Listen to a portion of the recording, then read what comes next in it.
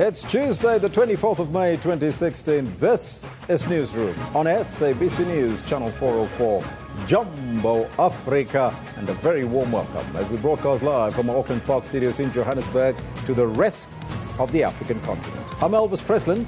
And I'm Renee Vest, and we'll be with you until 12 o'clock. We're also streaming live on YouTube with the entire show available on our YouTube channel. Now today we're focusing on the Cash for Jobs report, as well as the high number of university dropouts. So in our question of the day, we're asking you, is the Jobs for Cash scandal compromising our children's education? I want to know from you. What's on your mind? What do you make of that? Let me know on the Twitter handle at SABC Newsroom, as well as on our Facebook page. But first, let's take a look at your news headlines.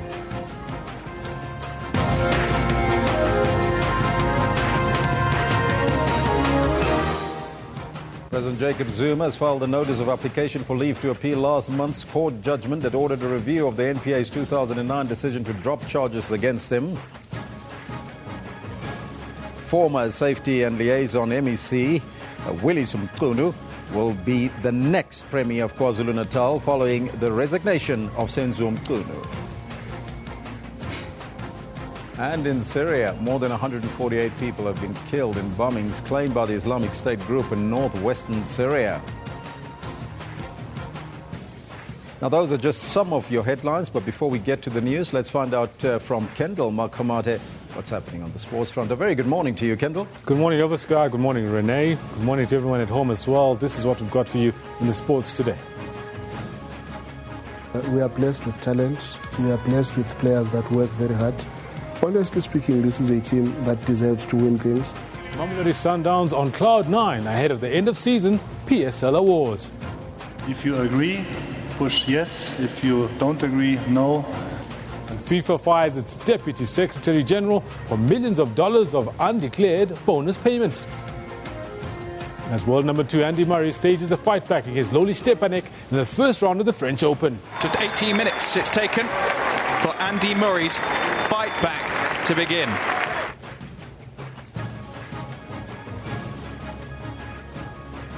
Now that match will be carrying on a little later, closer to midday. They'll be carrying on with that match. Currently 4-2 to Andy Murray in the fourth set. Now, for now, back to the main desk for the news. Thank you very much, Kendall.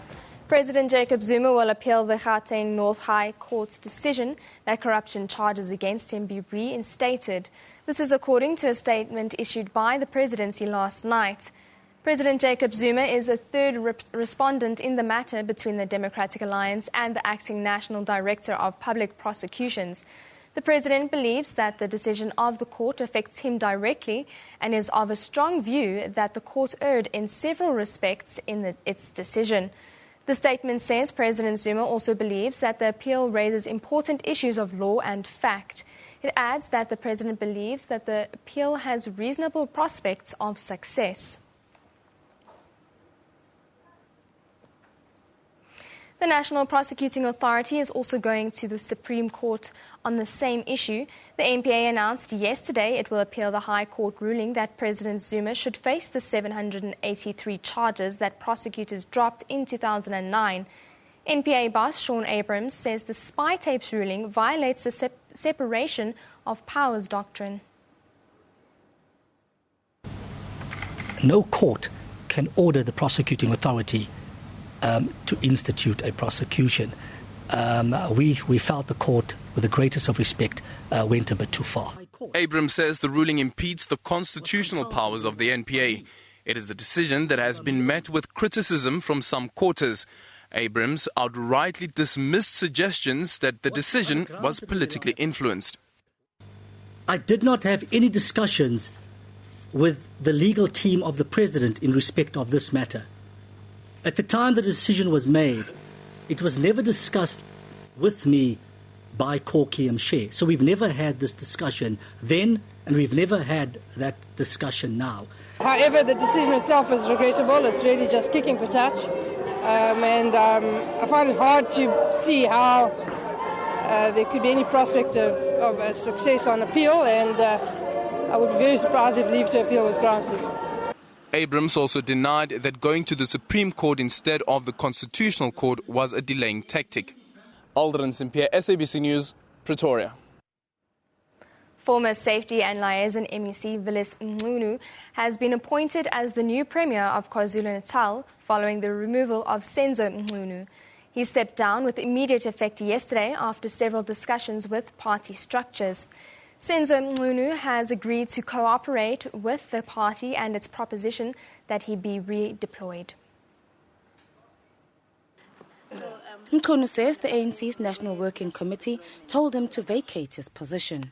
On Sunday, the Secretary General did communicate with me in the main on deployment.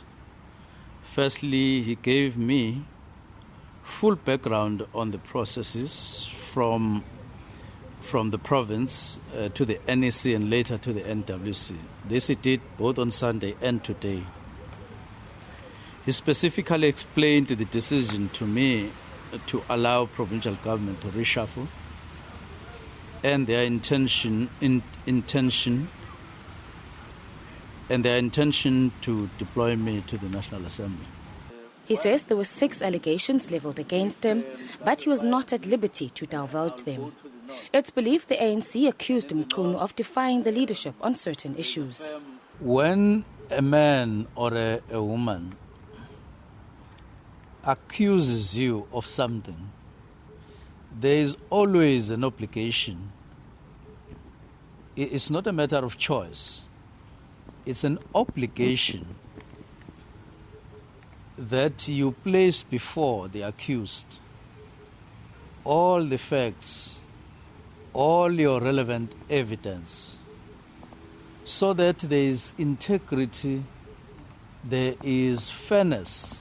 Mchunu says he'll make submissions to the ANC about the manner in which the matter was handled. And we need to treat members of the ANC with all fairness and dignity that they deserve. I'm not a criminal.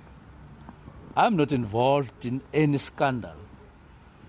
And therefore, we need to bring about decorum. Mchunu says he's still going to decide whether to accept the redeployment to the National Assembly as suggested by the NWC. Ayanda Mhlongo, SABC News, Empangeni. The ANC in KwaZulu-Natal says it has accepted Premier Senzo Mchunu's resignation.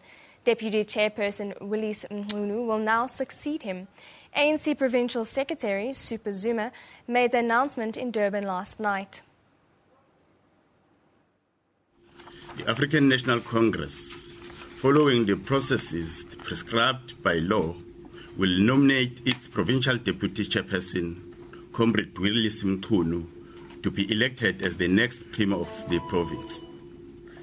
We have chosen Comrade Willis Mchunu because of his seniority, experience and skills demonstrated over many years of service in government and in our movement in general. The nomination of Comrade Willis Mchunu is publicly pronounced following the consultation with the tripartite alliance made up of SACP, COSATU and SANCO, which also endorsed the proposal made by the leadership of the alliance, the ANC. Meanwhile, the ANC in the province says all due process was followed. We will not want to be seen in the media accusing each other about issues we have raised with Comrade Mchunu. Whether he says there are charging allegations, 6 allegations or not, we briefed him out of the assessment report. And we are not going to fall into a trap today of taking those issues to the media unless there is a serious need, which so far we don't see. Because for us, the organization work guided by principles. And among principles that guide the organization, which are principles of organizational democracy and discipline. You can go, it's in a public document of the ANC, Umkhabulo. I think it's Umkhabulo number 3 or so of the ANC. The principles of organizational democracy and discipline. They mandate the organization that time and again the organization must conduct what assessment of its cadres. Cadres are accountable to the organization. And the principle of consultation and mandate arises from there. And also the principle of accountability goes with assessment. So what we are doing is something that is political, it's within the traditions and the framework of the organization. The economic freedom fighters have dismissed a criminal case opened against EFF leader Julius Malema by the newly formed National People's Ambassadors Party. The party laid criminal charges against Malema at the weekend following the EFF's call on the SANDF for President Jacob Zuma to step down. The National People's Ambassadors is the new kid on the block. The small party was only formed in 2015 and claims to have a presence in Gauteng and KwaZulu-Natal provinces. But already it is taking on the EFF. Party leaders have opened a case of treason against the EFF's leader.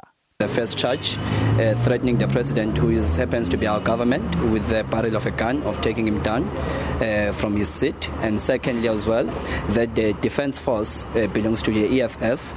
And thirdly, of annihilating the parliament, the property of the government by forcing themselves in using the fire extinguishers. The EFF, though, isn't fazed by the newcomer. They are being very playful. They are trying, being very new, to enter the public, to be known by the public. It's a very shallow, it's a very myopic way of trying to be famous, of trying to be known. You must seek to be known for your policies. You must seek to be known for the things that you're going to do for South Africans. The National People's Ambassadors Party says it has over 20,000 supporters and is registered with the IEC to contest the upcoming local government elections. IEC officials say they are not aware of any criminal charges which have been laid by the NPA party against the EFF and its leader, Julius Malema. However, the IEC says such matters are best left to be handled by the Electoral Court. Dumalo Mutlaudi, SABC News, Centurion. 11 people arrested for the alleged public violence in Vuwani area will appear in the Malamulele Magistrates Court for bail application today. The suspects allegedly participated in the burning of schools and damage of property during the protest against the Municipal Demarcations Board decision to establish a new municipality. Yesterday, an interministerial task team held a meeting with residents of Tino. The gathering aimed to encourage communities to allow learning at schools to resume and also promote social cohesion. Over 70 mobile classrooms have been delivered, but schools are still empty. COSAS in the region is concerned about the lost time. It is a concern to us because as COSAS, we were hoping that the whole last week students will be going to school, will be at school. But at this point, just few of them are going to school. And when we check as COSAS, it is the thing of they are afraid to go to school just because they can be tortured. Communications Minister Faith Muthambi was in the area.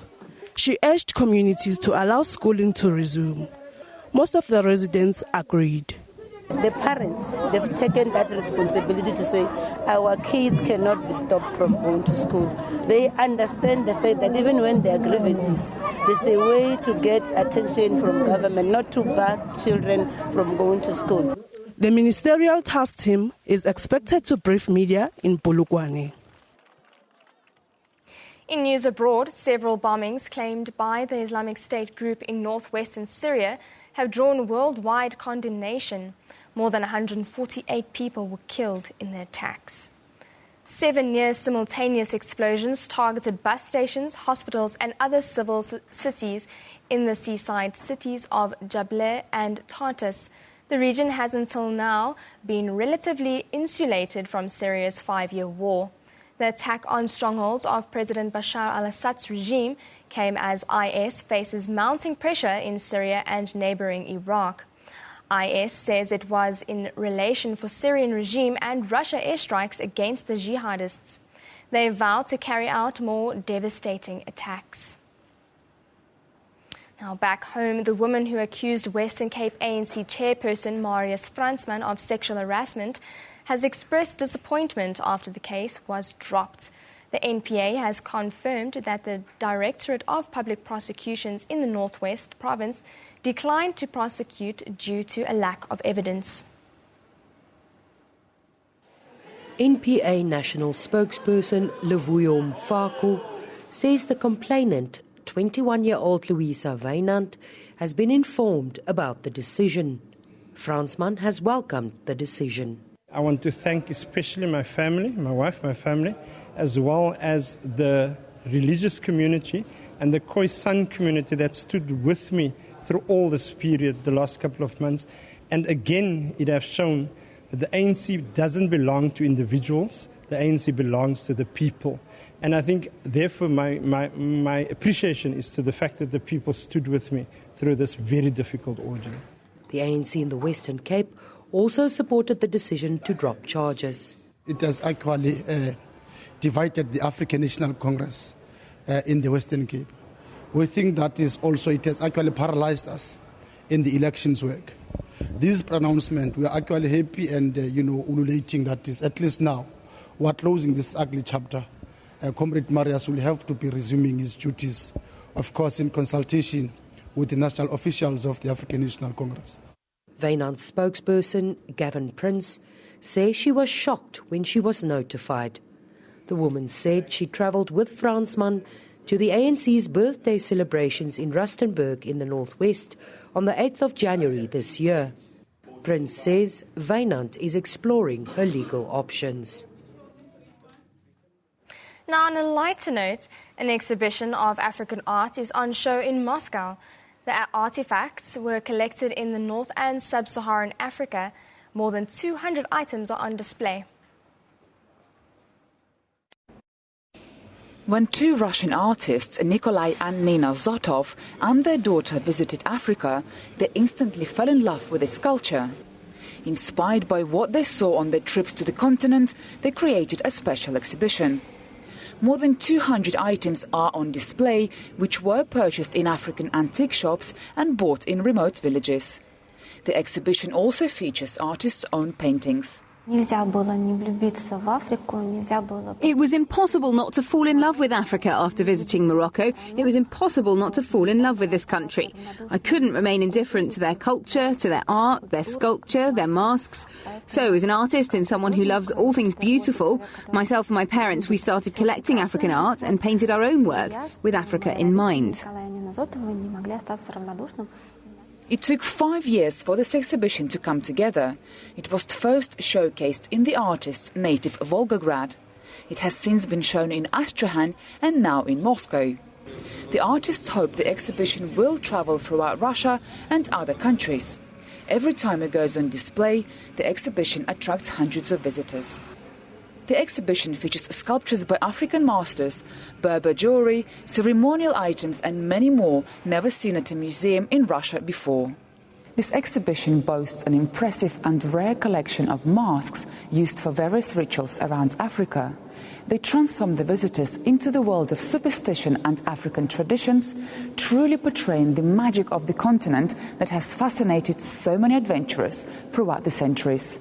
Julia Lyubova, SABC News, Moscow. Well, at your news with Renee, let's now take a look at what's happening on social media this hour. And we start off at #Hammanskraal. Now, this is the second day of protests against forced evictions. 2 people have been killed. We believe there's conflicting reports around that in the violent actions that took place. Residents have barricaded roads. And here you can see some of the images from the protest. If you can see there on your screen there, look at that. Some buses being burnt out in the scuffles that happened yesterday. Then we move on to that's still #Hammanskraal there. Then we move on to KwaZulu-Natal, and that's also trending. And there we see President Jacob Zuma is in KwaZulu-Natal to officially open a new Toyota Hilux and Fortuner manufacturing plant. But this is not the only reason that is trending. The former Safety and Liaison MEC, Willis Mqunu, has been appointed as the new Premier of KwaZulu-Natal following the removal of Senzo Mqunu.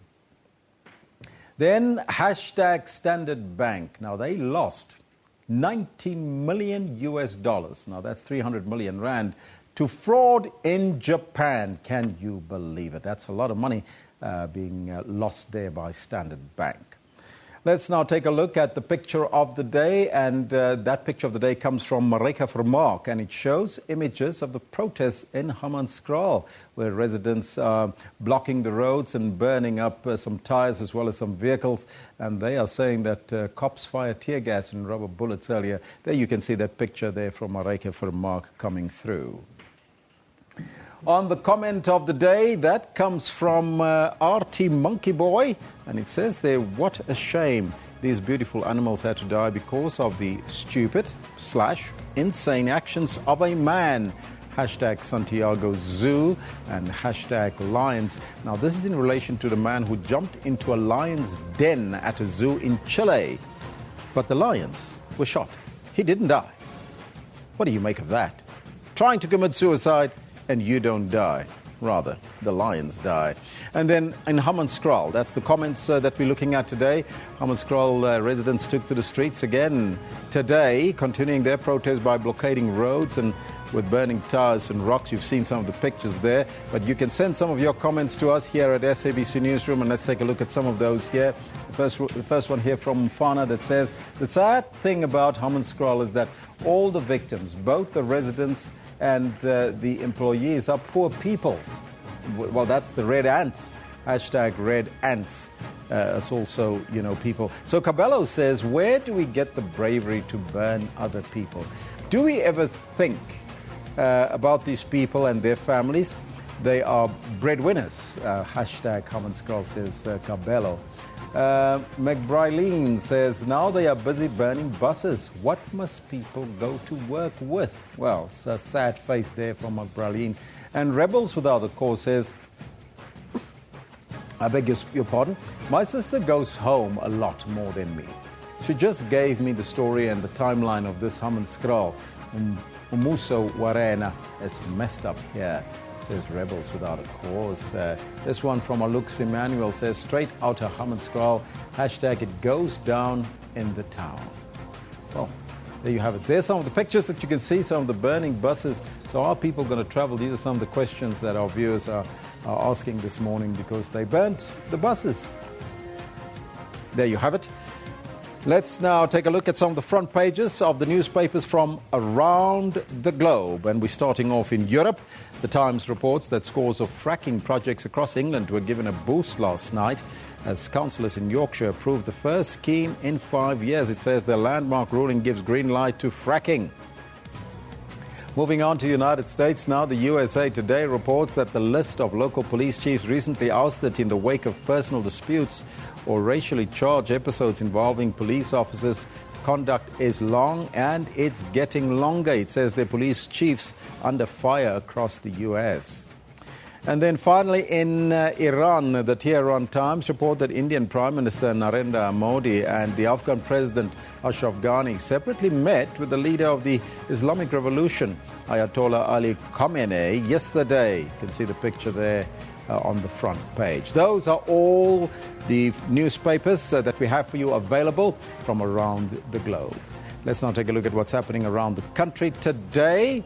And we start off in Johannesburg. Sindisiwe Mangele, sentenced to 12 years for killing her rap star boyfriend Nkululeko Flaba-Haberi, applies for leave to appeal her sentence in the High Court sitting in the Palm Ridge Magistrates Court. And the state will oppose the appeal. Mangele was found guilty of murdering Haberi at his Alexander home in March 2015, as you can recall. Then still in Johannesburg, Radovan Kritcher and 4 accused are expected back in the South Gauteng High Court for the 2013 murder of the Lebanese businessman Sam Issa.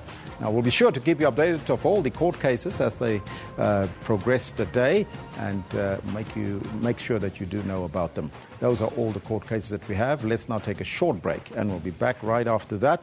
We're taking a look at Hammanskraal. That's burning. We'll take a short break.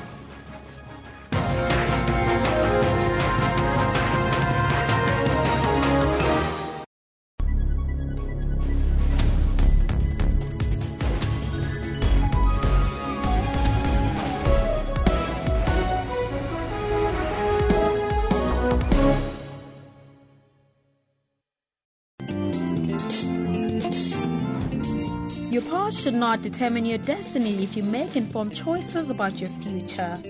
I made a choice to leave the drugs, stop selling drugs, and going back to school. Upilong Unleashed is a chef who discovered his talent from doing cooking chores. When we learned at the church, there was chores that you have to do, and mine was cooking. Our own chef made an excellent presentation when his recipe was chosen for MasterChef. I've been to more than 10 countries, and there was always someone paying for my plane ticket, someone see the potential in it. For uplifting stories, join Puleng Mulibati every Friday at 17:30.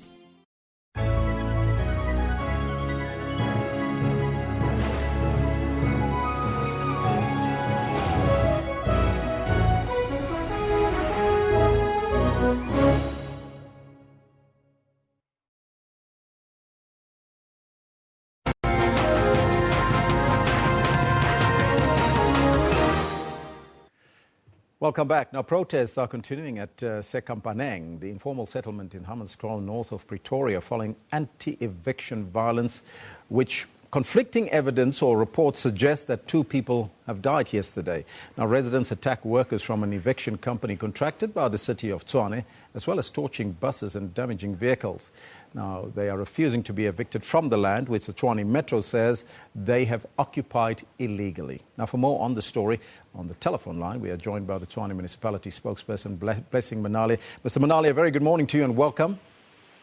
Good morning, even if it's not a good morning after all. First and foremostly, Mr. Manale, can you confirm for us about the 2 people where there's conflicting reports about 2 people that has died in Hammanskraal yesterday? Yes, indeed. Unfortunately, we have lost 2 lives, and those were employees of the company appointed by the city of Tshwane to support Red Ends in the eviction process. Can you tell us what is the situation like this morning in Hammanskraal? Well, the situation remains tense and very confrontational. As I'm speaking to you now, a bus has been torched, and the Malefema-Kinta road, which connects the Hammanskraal to the north of the city into Soshanguve and Haranku, has been blockaded with rocks, stones, as well as burning tires. Tell us, why is the people of Hammanskraal protesting, and are they really illegally on the land that they're occupying? Well, indeed, we can confirm that they are illegally occupying the land that they were evicted from yesterday. The city of Tshwane, some time ago last year, when the occupation was taking place in drips and drabs, actually served that area with an interdict. Following by that, then the traditional authority there then proceeded to go to court to seek a final order for eviction. And the current order that was served was actually a court order sought by the traditional authority and not necessarily by the city, as the land is under authority control. Can you tell us who is actually leading the protest? Because there are some allegations by Sanko that the EFF is involved in this debacle. Well, we've indeed noted that there are numerous political parties that have ridden on the opportunity and have started actually mobilizing other people even outside of the company to say, after the company, they are coming after you. So, and we can confirm that we've seen people wearing EFF T-shirts, and the EFF has actually owned up to and supported the community in that action. So it is part of making our community's election for that. How long has the community been living on this illegal land, as you put it, and where do you want them to move to? Well, they've been living there since mid last year, but as I've said, they've been coming in drips and drabs, but ultimately they became a community. We do not have relocation plans for them, because some of them have actually taken over the area and are actually renting out the shacks. So they're not even people that are totally not having places to stay. But we think that once the situation is stabilized, we'll actually go in the next 2 days, assess the situation and talk to those that are in desperate need for overnight accommodation, so that we can deal with the real problem and not any political machinations. Are you speaking to the community very briefly, and what is the next step for today? Yes, we're talking to the community, and we'll be engaging with them the whole afternoon. And the situation today is to make sure that there is stability in the area so that we can clean up the roads and make sure that there is room for negotiation. Mr. Manale, thank you so much for your time and joining us on the line. Thank you very much, sir. That was Blessing Manale, Tshwane Municipality spokesperson, giving us the latest what is happening there. We'll keep you updated. We'll also get maybe a report from there a little bit later. Meanwhile, Police Minister will hold a media briefing on wide-ranging issues relating to policing. Now, according to the ministry, some of the issues have been in the public space. Our reporter, Sipho Stierman, joins us now live from GCIS in Pretoria. Sipho, very good morning to you. Can you please set us the scene? What is going to happen today and where are we now in terms of what the minister will deliver? Well, a very good morning to you, Elvis. Minister of Police Nathi Nhleko will indeed deliver that media briefing here at 10:30, and that is into about an hour's time. Now, the press release that you alluded to did not mention exactly the issues that he will be touching on. He just said that issues that are in the public space. And of course, we did phone the police ministry just to get a bit of clarity onto what those issues are that he's going to be zoning into. And I can confirm to you one of the issues that he's going to talk about is the ongoing controversy between the Hawks and Finance Minister Pravin Gordhan. And this is simply because the Hawks are under police and the Hawks report directly to Police Minister Nhleko. And Mr. Nhleko has not said much on this ongoing controversy, so he will be adding his voice to the ongoing issues. And of course, we've had the ISS, the Institute for Security Studies, suggesting that the Hawks perhaps should be removed from police because their actions are tainting police at large.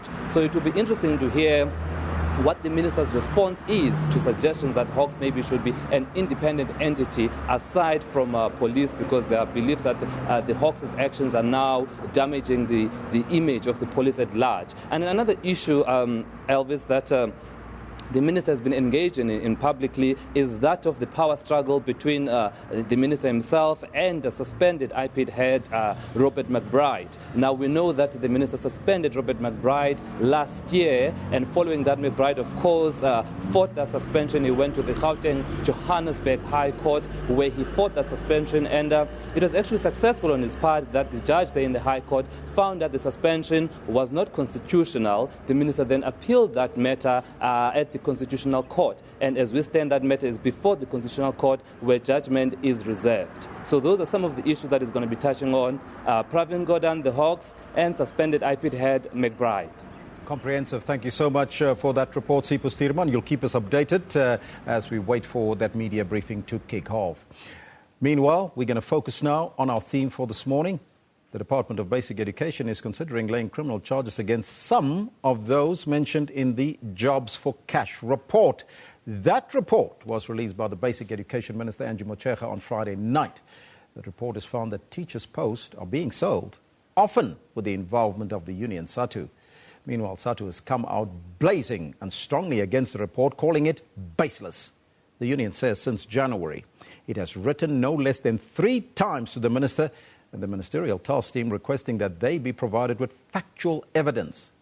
Joining us now in studio, we are joined by SATU's media officer, Nomusa Thembi. A very good morning to you, Nomusa, and welcome. Good morning. Now, why do you believe that this report is not based on facts, number one? The report, there's a lot of generalization in the report. And we have written 3 times to the minister to say, with the allegations that they've made, would like more evidence to back whatever that they have said. Mm-hmm. But up until now, we haven't received that information.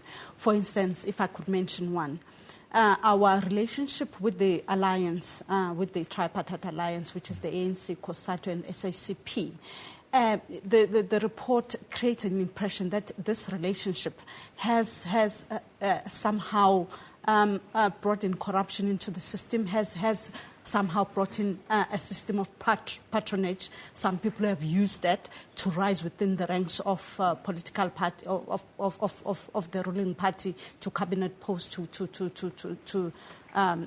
parliament. Mm-hmm. We have said, please bring further evidence to that, because we have some of the people who are in positions in parliament. We can vouch that those people, if not all, were involved in the ruling party even before the unbanning of the ANC. They are activists. And that part, we are saying, how does it really link to this issue of the selling of posts? Mm-hmm. You know, we feel that somehow they have gone beyond their terms of reference. Were you involved at all from the start with the research into this report or not? When reports came out in the city press of the issue of the But before that, in the beginning, I'm talking about the beginning of the report. Yes, we were involved. When we were asked to make presentations from our national leadership right to the district, we participated. And as we participated, we were told the investigations people made commitment that they would call us if ever there were allegations that were against us that we needed to answer to. Mm-hmm. So you did, as SATU, provide input to the report? Yes. Okay, but so why are you then saying that you did not, or you were not consulted on the process? No, after that, they committed that they would contact us, if there were allegations against us. Yes. And after that, they did not. What happens that the report was leaked even before we could see it. And we were very much aggrieved with that it was leaked to the media and our name was all over it. And they had undertaken that they were going to call us. Mm-hmm. You've also asked for evidence to be furnished to SATU in terms of the report. Yeah. Did you receive anything? No, we haven't. And other things that we're questioning, we question things like the methodology used. With this investigation, 81 cases were investigated. And out of those 81 cases, SATU's name was mentioned in 22 out of those 81 cases. Mm-hmm. And in those cases, they found that 38 cases could stand a chance of being taken further. Mm-hmm. And now, and at the end of it, everyone is talking about SATU. Mm-hmm. Yes, one can say one mention is one too many. Mm-hmm. But when you look at it, we feel we've been unfairly portrayed. As SATU and as an organization, did you conduct your own research into this cash for jobs scandal? And if so, what were your findings? No, we did not conduct our own investigation into this. That's why we supported this. When the reports came out, we said we are going to participate. We want to get to the bottom of this, and we cooperated with the investigations.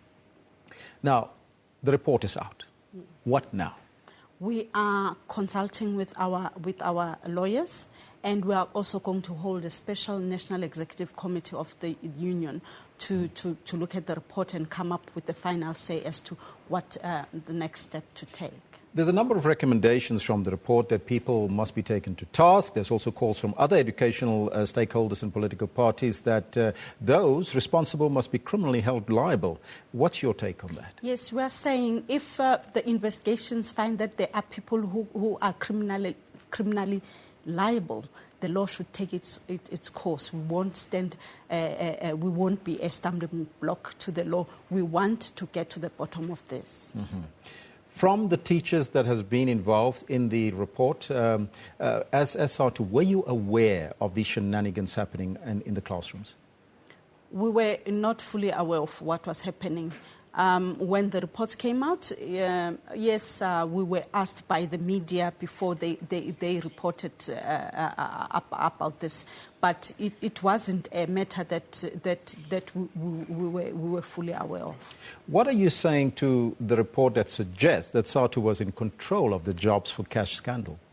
We totally disagree with that, because even the report mentions individuals who are SATU members. We have said as SATU that we've never taken any decision to be part of this, and the report doesn't say SATU is involved. It mentions individuals who that belong to SATU. That belong to SATU. SATU never took a decision. SATU has always said to its members, we are not party to this. We never sent anyone or asked anyone to be involved in this. So that's why we are saying the law should take its course to the individuals. As an organization, we are totally against this. Nomusa, thank you so much for your time and joining us here on Newsroom. Thank you. That was SATU spokesperson, Nomusa Tembi. Now, you can let us know what's on your mind. We're asking you that question. Is going to be on your screen right now in terms of what is currently happening in our schools, in our tertiary institutions. Is the cash for jobs scandal perhaps compromising our children's education? Well, you can let us know what's on your mind. Let's take a look at some of your comments. Teacher Union SATU has denied involvement in the selling of posts in the education sector as a fundraising mechanism. Now, that scandal was disclosed in the Jobs for Cash report released by the Basic Education Minister, Angie Motshekga. Now, remember that you can send us your comments on the Twitter handle at SABC Newsroom, as well as on the Facebook page. Let's take a look at some of those comments. Black Indy says, some of y'all have been doing this Jobs for Cash scam in private sector too. But Solapo, says Black Indy. Some of y'all have been doing that. 8th Street of Jazz says, everyone is doing education at varsity because hashtag Jobs for Cash, says Streets of Jazz. Kings, Queens Rising, Black at Black Child, we must just stop spinning nonsense at Forum at 8. That's our sister station here at the SABC SAFM. Hashtag Forum at SA at 8. And this one from Mia Lindeke says, hashtag Jobs for Cash. Satu says, it's aggrieved that some issues it wanted included are not in the report. As you just heard there from the media officer from SATU, also indicating that they're very aggrieved about the situation. Well, I'm looking forward to your comments on this particular topic. Let me know on the Facebook page as well as on the Twitter handle. I'll read some of those in a short while. But let's take a look at your Facebook page. By the way, if you like us there on the Facebook page, Newsroom, you, become part of the informed. Now, Facebook page, around 2,000 jobs will be at risk if the country is downgraded to a sub-investment status next month. We'll be looking forward to that one. We'll also take a look at that particular potential of a downgrade with Professor Parsons on Friday. As you know, on Friday, we are looking at the economy. That's our usual slot. Now, this is according to Standard Bank's chief economist, Gulam Balim, during a media briefing session, who on the effect of a possible downgrade, he was saying that. Then the expropriation bill will come before the National Assembly's Public Works Committee today. And finally, political parties have welcomed the appointment of Justice Besson Kabinde as the acting Deputy Chief Justice. Bravo, Besson Kabinde, Chief Justice, there, the Deputy Chief Justice. Now, you can find this and more on our Facebook page, SABC Newsroom. By the way, if you're looking for Newsroom, just type in Newsroom, and the day of the program that you're looking for, you can find the entire program on the YouTube channel. Well, we'll take a short break. We'll be right back. After that, we continue the discussion on education and where do we miss out in terms of our students. We'll be back.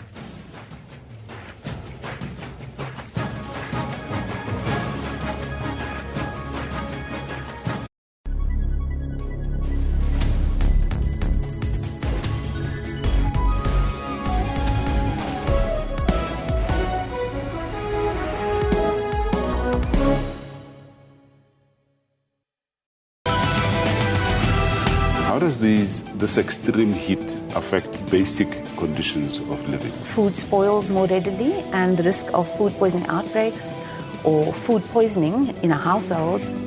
Should we experience another heat wave soon, and it's coming? First sign is always thirst. Thirst is a sign that already your body started to be dehydrated, and that's a very early sign that most people will be able to sort of pay attention to and then act on. That doesn't warrant any serious medical attention. But the minute that you start to feel slightly nauseous, that you start to feel dizzy, that's a sign that you need to stop what you're doing, get out of the sun, get into a cool area, slow down your intensity, get hydrated, cool down. Join Dr. Silla Mutawung every Saturday from 9 till 10 in the morning.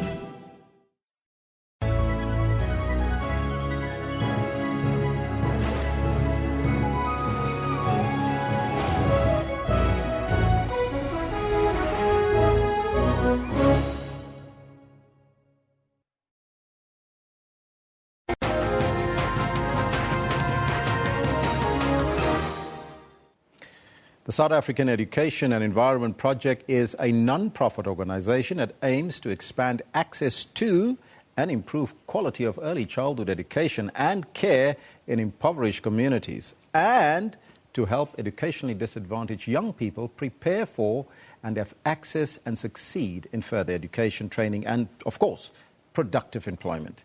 Joining us now from our Cape Town studios is Janine Jansen, who is the Tertiary Support Program Manager from the South African Education and Environment Project. Very good morning to you, Janine, and welcome. Good morning, Elvis. Thank you for having me. First and foremost, tell us about your organization, what you do, and some of the programs that you offer to students to make the transition from secondary to tertiary education a little bit more easy? Okay. Well, you gave a brief introduction, but basically what SAEP is about is providing various programs across the education spectrum. So basically, like you've said, at the early childhood development stage, primary school, high school, but specifically when we look at the transition from high school to tertiary, we have two programs. One being the Bridging Year program, and that focuses on pre-university preparedness. So we basically have students that come to us for 1 year after they've completed school, and they basically go through a set of courses or classes that focuses on preparing them academically. They go through computer literacy. They get 1 year of career guidance, job shadowing, and service learning. Once they've gone through our Bridging Year program, they then enter tertiary. When they're in tertiary, they become part of what I'm responsible for, and that's the tertiary support program.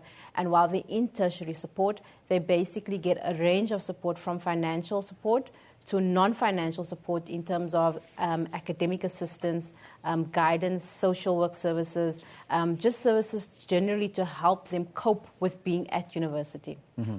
Now, I know that you focus on early childhood education as well, but I want to focus on tertiary education and that transition that we're talking about, that sort of Bridging Year program.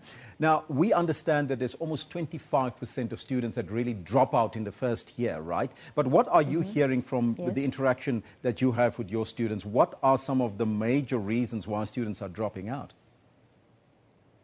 Well, especially in that first year transition, like you said, the first year into university, what we don't realize often is that students really are, they walk into university being very shocked at the new university environment. This is very new to them.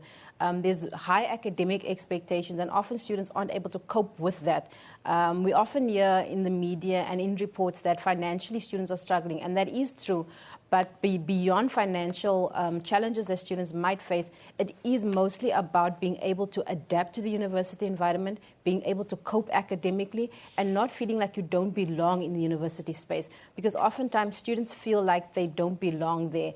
It's a new experience for them. They've never been there before. They don't have family members or peers that have been within the university setting. So for them, it's a completely new experience, and oftentimes they're not too sure how to deal with those changes and how to adapt to the changes.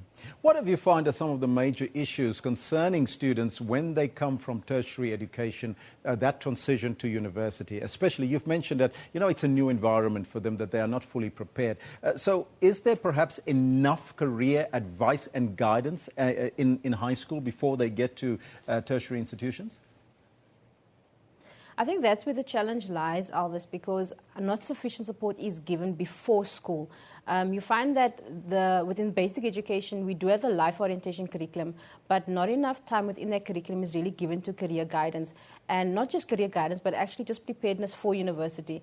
Because if we look at career guidance, on the one hand, it's about assisting students and learners to make the right choices in terms of what to study at university, making sure that they're aware of the fact that, look, I actually do meet the requirements to go and study a specific course at university, understanding what that course is about. And then second to that is being actually prepared to cope within the university space.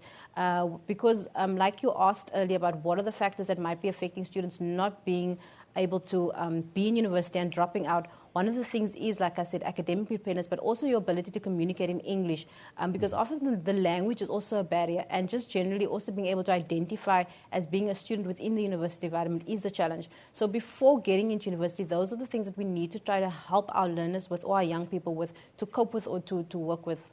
In your Bridging Year program, what tools are you then providing to the students for them to cope and go through that period? Okay.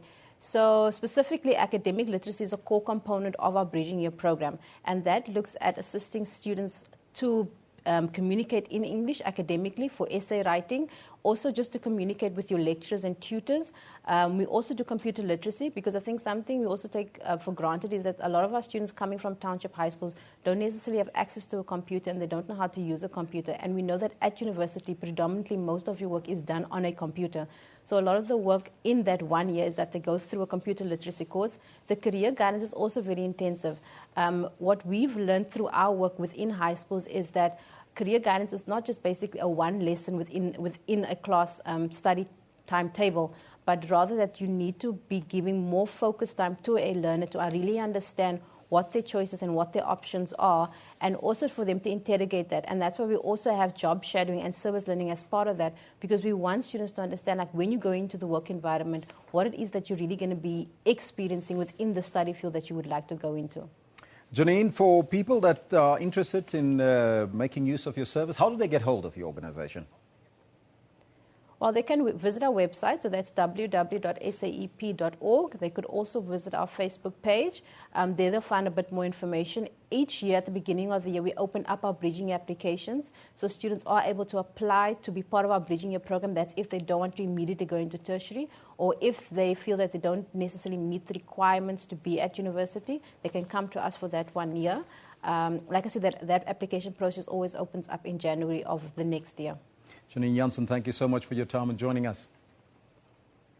Thank you very much. That's Janine Jansen, who is the Tertiary Support Program Manager from the South African Education and Environment Project. And, of course, you can find them on the website saep.org.za and find out what they can offer you as a student. If you're now in matric, you can go and do that bridging year course before you get to university, because it is tough getting into university not having the tools to work with.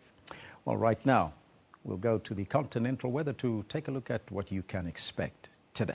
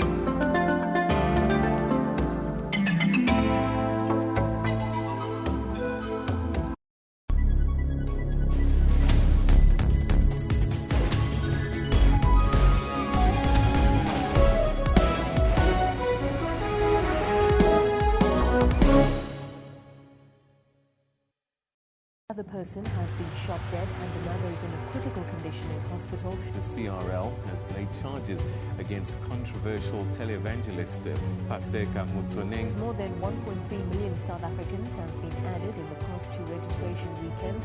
The International Monetary Fund warns that policy uncertainty could dampen economic growth in South Africa. And all eyes are on the new Bok coach, Alistair Coetzee. He's challenged to keep everyone in the country happy.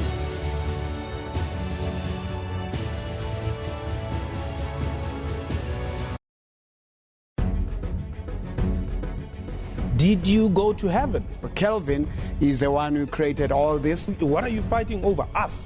If there is 10 million in my account, it will be in the front page the next day. Do you have 10 million? Oh, Jesus, hold my hand. Hallelujah. It's happening right here on Question Time today. Monday to Thursday at 5:30 p.m. on the SABC News Channel.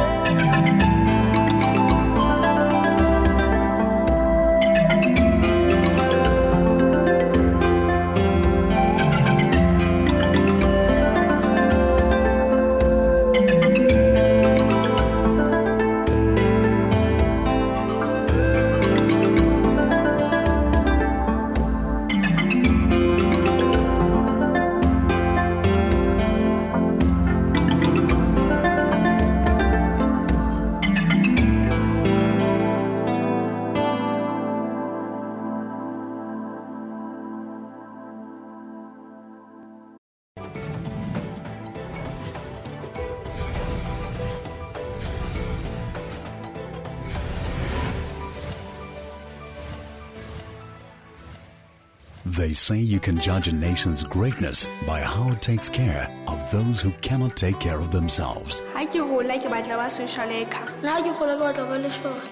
Bolkanang started on the initiative of the NG Church. 29 from 10 years we are 18. Bana bana batswa ka mahaeng a different. Ba bang ba neglected ke batswadi, ba bang ha bana batswadi totally ha ona batho ba hlokomelang. It's the little things that mean so much more to the family of Bulukanang Youth Care Center. Don't let your current circumstance determine who fetsa bokae. We celebrate these young ones with gifts of encouragement, hoping this moment will forever bring joy as they persevere. A very big surprise for you guys. Tomorrow, local players are Chiefs Celtic. Because we say baie dankie wat hulle vir ons kos gegee en alles wat die klere en die mooiste goed is wat ons gegee. We are extremely thankful for what was done by the SABC today, because I don't think you people realize what a big donation it is. We salute those who raise a nation. SABC Foundation, inspiring greater possibilities. How does this extreme heat affect basic conditions of living? Food spoils more readily, and the risk of food poisoning outbreaks or food poisoning in a household. Should we experience another heat wave soon, and it's coming? First sign is always thirst. Thirst is a sign that already your body started to be dehydrated, and that's a very early sign that most people will be able to sort of pay attention to and then act on. That doesn't warrant any serious medical attention. But the minute that you start to feel slightly nauseous, that you start to feel dizzy, that's a sign that you need to stop what you're doing, get out of the sun, get into a cool area, slow down your intensity, get hydrated, cool down. Join Dr. Silla Mutawung every Saturday from 9 till 10 in the morning.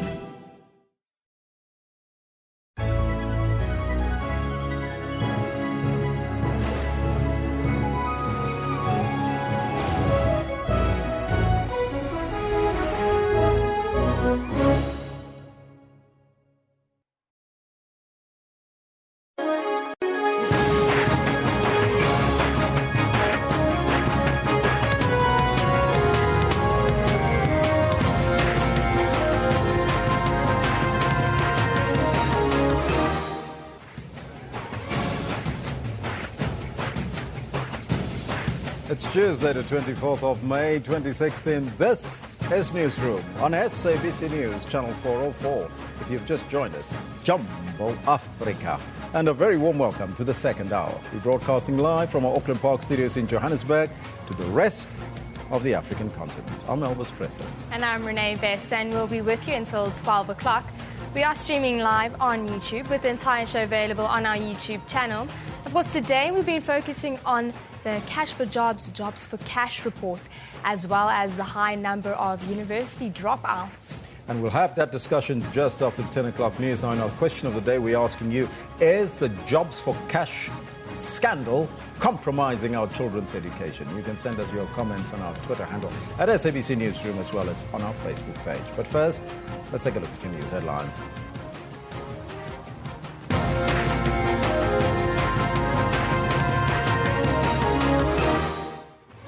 President Jacob Zuma has filed a notice of application for leave to appeal last month's court judgment that ordered a review of the NPA's 2009 decision to drop charges against him.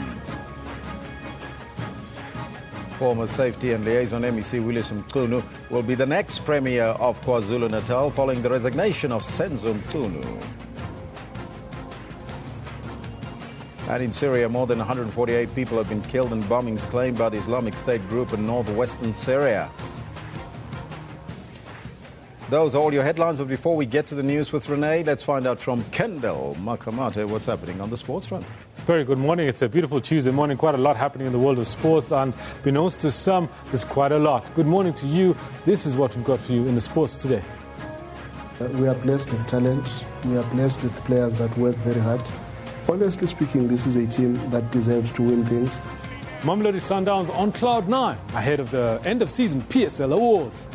If you agree, push yes. If you don't agree, no. And FIFA fires its Deputy Secretary General for millions of dollars of undeclared bonus payments. As world number 2 Andy Murray stages a fight back against Loli Stepanek in the first round of the French Open. 18 minutes it's taken for Andy Murray's fight back to begin. They'll be resuming action a little later on, about midday or so. But until then, it's back to the main desk for the news. Thank you very much, Kendall. Now, President Jacob Zuma will appeal to Gauteng North High Court's decision that corruption charges against him be reinstated. This is according to a statement issued by the presidency last night. President Zuma is a third respondent in the matter between the Democratic Alliance and the acting National Director of Public Prosecutions. The president believes that the decision of the court affects him directly and is of the strong view that the court erred in several respects in its decision. The statement says President Zuma also believes that the appeal raises important issues of law and fact. It adds that the president believes that the appeal has reasonable prospects of success. The National Prosecuting Authority is also going to the Supreme Court on the same matter. The NPA announced yesterday it will appeal to the High Court ruling that President Zuma should face the 783 charges that prosecutors dropped in 2009. NPA boss Sean Abrams says the spy tapes ruling violates the separation of powers doctrine. No court can order the prosecuting authority to institute a prosecution. We felt the court, with the greatest of respect, went a bit too far. Abrams says the ruling impedes the constitutional powers of the NPA. It is a decision that has been met with criticism from some quarters. Abrams outrightly dismissed suggestions that the decision was politically influenced. Did not have any discussions with the legal team of the president in respect of this matter.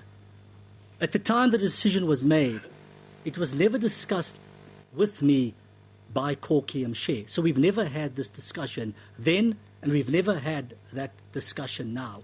However, the decision itself is regrettable. It's really just kicking for touch.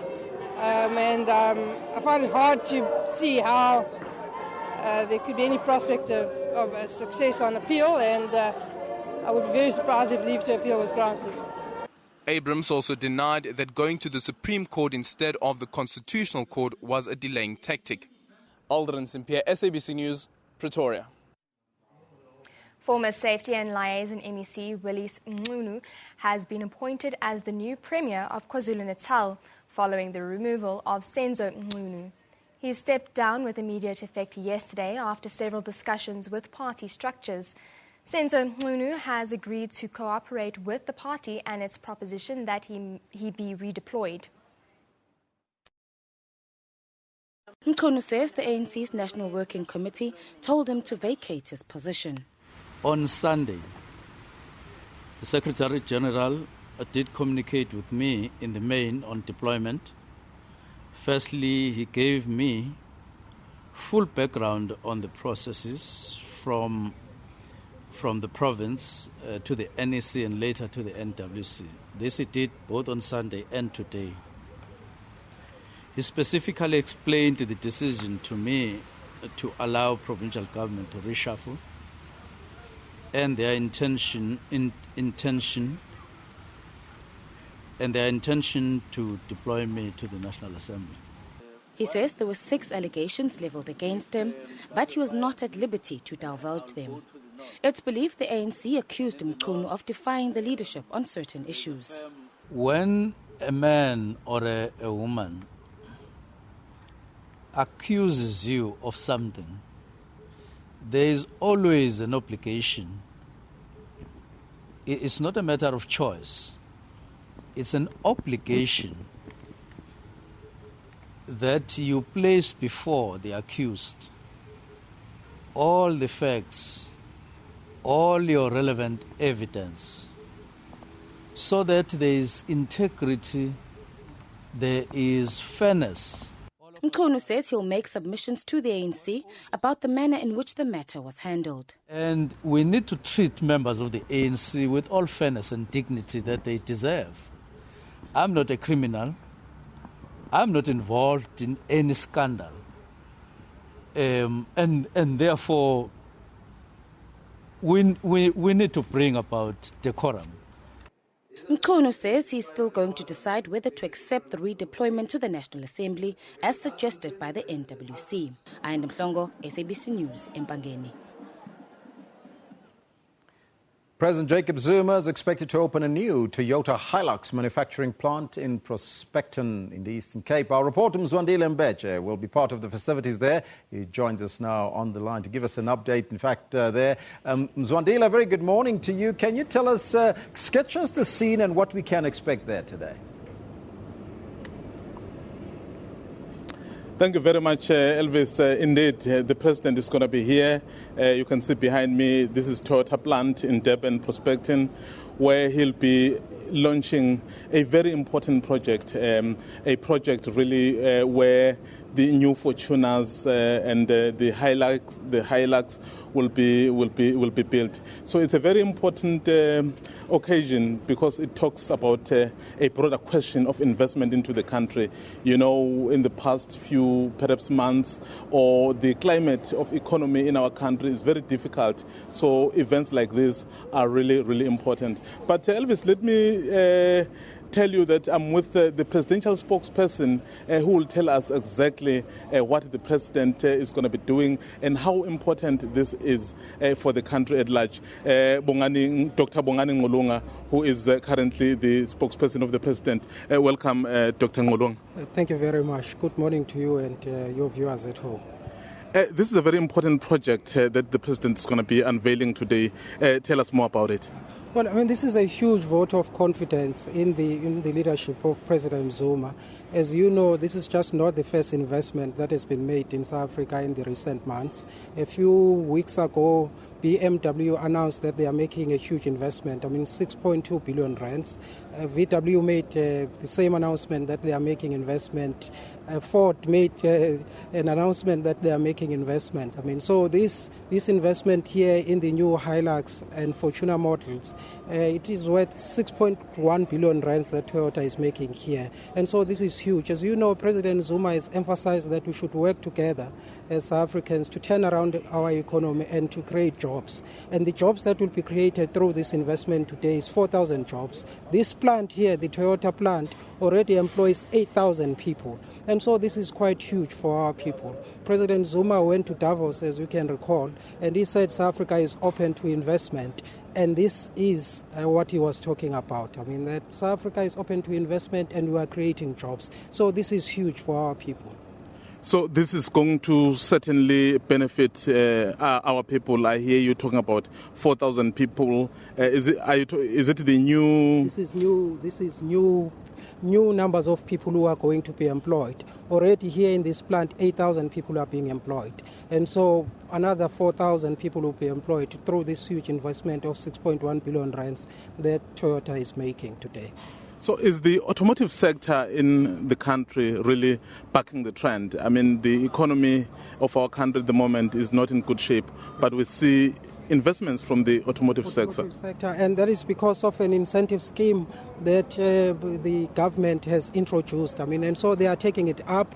So they are making these huge investments. As I have said, it's not only Toyota. Toyota is following on the footsteps of BMW, of VW, of Ford, and many other companies that are making investment. And also remember that there have been other companies like Nestle that have made huge investment in South Africa in the recent months. And so it means President Zuma's message that South Africa is open to business is getting some audience, and companies are responding to it.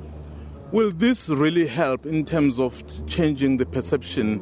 In the past few weeks we had the ratings agencies coming to the country.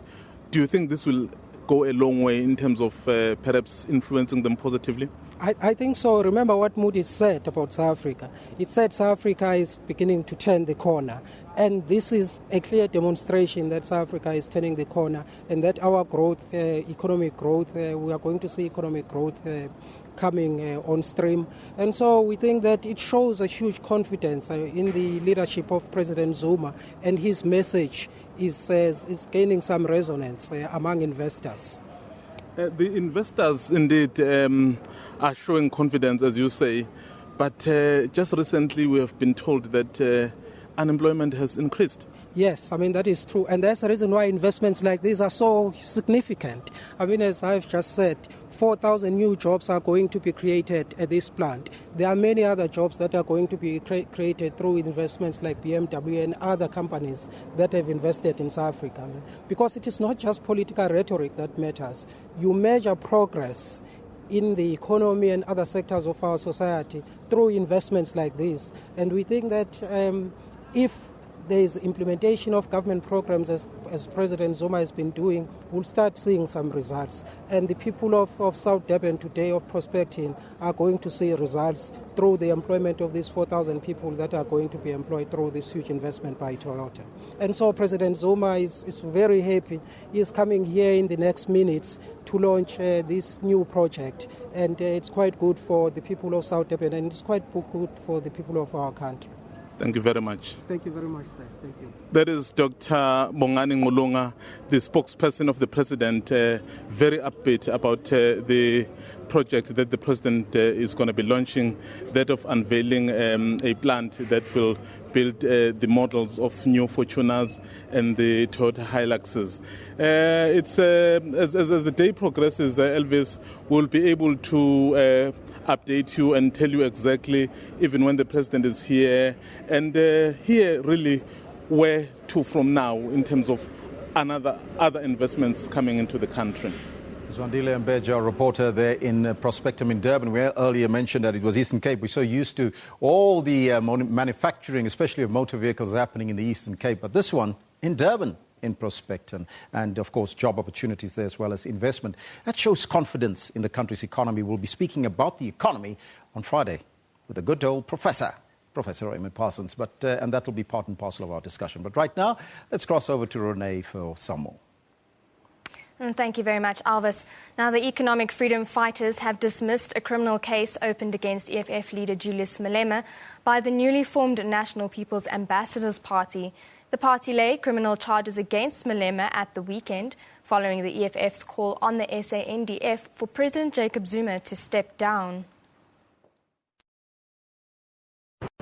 The National People's Ambassadors is the new kid on the block. The small party was only formed in 2015 and claims to have a presence in Gauteng and KwaZulu-Natal provinces. But already it is taking on the EFF. Party leaders have opened a case of treason against the EFF's leader. The first charge, threatening the president, who happens to be our government, with the barrel of a gun, of taking him down from his seat. And secondly as well, that the defense force belongs to the EFF. And thirdly, of annihilating the parliament, the property of the government, by forcing themselves in using the fire extinguishers. The EFF, though, isn't fazed by the newcomer. They are being very playful. They are trying, being very new, to enter the public, to be known by the public. It's a very shallow, it's a very myopic way of trying to be famous, of trying to be known. You must seek to be known for your policies. You must seek to be known for the things that you're going to do for South Africans. The National People's Ambassadors Party says it has over 20,000 supporters and is registered with the IEC to contest the upcoming local government elections. IEC officials say they are not aware of any criminal charges which have been laid by the NPA party against the EFF and its leader, Julius Malema. However, the IEC says such matters are best left to be handled by the Electoral Court. Dumalo Mutlaudi, SABC News, Centurion. Now, yesterday marked the annual International Day to End Obstetric Fistula, and every day more than 800 women die from pregnancy-related complications. Obstetric fistula, a hole in the birth canal caused by prolonged obstructed labour in the absence of timely and adequate medical care.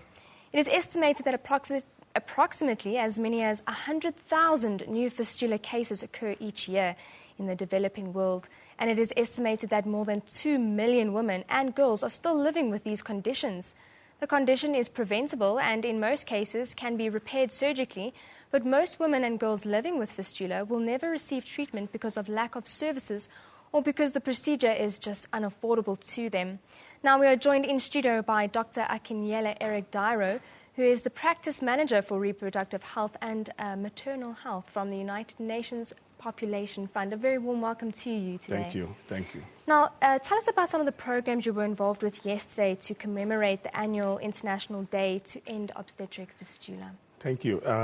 First of all, I want to say thanks for the opportunity to let people know about this issue that is forgotten and that is really afflicting so many women in many of the developing countries. And like you rightly said, many of the women will not be able to have access to medical services, not only because of the lack of the medical facilities, but because they are very poor, they can't afford it, and they are ostracized. They are in different places that nobody knows where they are because they are already in, not only in the rural area, they are not even living with their family members. They are probably just left in the bush in so many of the places. So for you to be able to even have access to them, you really have to, what we call, it's like searching for them where you look for people to look for them. That's one. The other thing that I want to say is that the interventions that we do, there are about 4 main areas. Because your question is that what did we do yesterday to mark this one? The main thing that we did yesterday is under one of the teams, where we create awareness, we do advocacy, we do policy dialogue and resource mobilization. That's just one. In that situation, we want to let people know that this is still an issue. There are some women are still having holes in their birth canal because of pregnancy-related things. When you use the word obstetrics, it means pregnancy-related. Though, because there are other ones that are very, very negligible that will cause fistula. So in obstetric fistula is because a woman got pregnant, the baby is too big for the birth canal, and she kept having labor, the pain is there, and when the pain is there, it's pushing through, and the birth canal is not able to take it. Then when it presses on the bladder and the wall at the back, the wall, they become dead. And then when they are dead, it creates hole. Because when a tissue is dead, it sloughs off, and then that makes urine to be coming from the bladder to the birth canal, or from the birth canal to the anus. So that's the condition. The main thing that we do is to make sure that we create awareness within the people, let people know, let high-level policymakers know that this is still an issue, and there are people suffering from this that we need to bring about intervention. That's one. The second thing that we did yesterday is about the issue of policy. Do we have the right policy in places?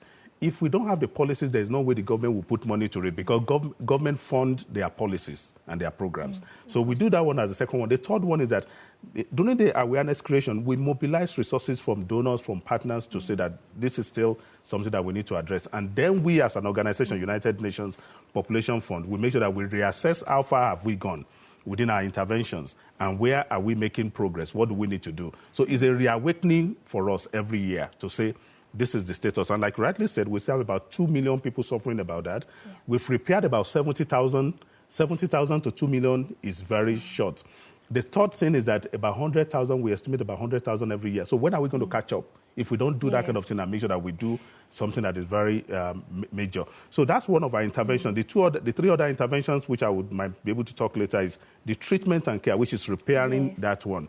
The other one is that we prevent. Because prevention is the main thing. Because if we're still having 100,000 every year, there's no way we'll be able to catch up. Now, why is that amount so large? 100,000 new cases a year. Why is it increasing so much? Well, I wouldn't say it's increasing because since we started the intervention in 2003, a lot of things have been, the awareness is better. People know what to do. Because the real problem is that people, when they get pregnant, either from their first pregnancy because the bad kind, they don't access the services.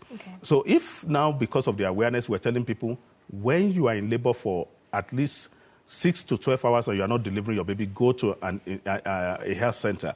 When somebody, because our major problem of our problem is that they are delivering at home by the grandmothers, they're the ones that are conducting, the TBAs are the ones, and they keep them there. And when you don't have your delivery of your first baby, it's as if you are incompetent. It's as if you are not a good woman. And so I've read that if they go through this, they actually get shunned by the communities. Is that correct? Actually, not only by the community, even by the community, you are right. They get shunned by the community. They themselves even feel as if they are not a true woman. But the truth is that a true woman is somebody who brings out a baby. It's not necessarily that you go in through the labor, you go through all the problem, and then the baby ends up dying, and then you end up with fistula. Yes. So the situation is that we need to keep creating awareness within our people that it does not mean that you must. Why did we have a cesarean section?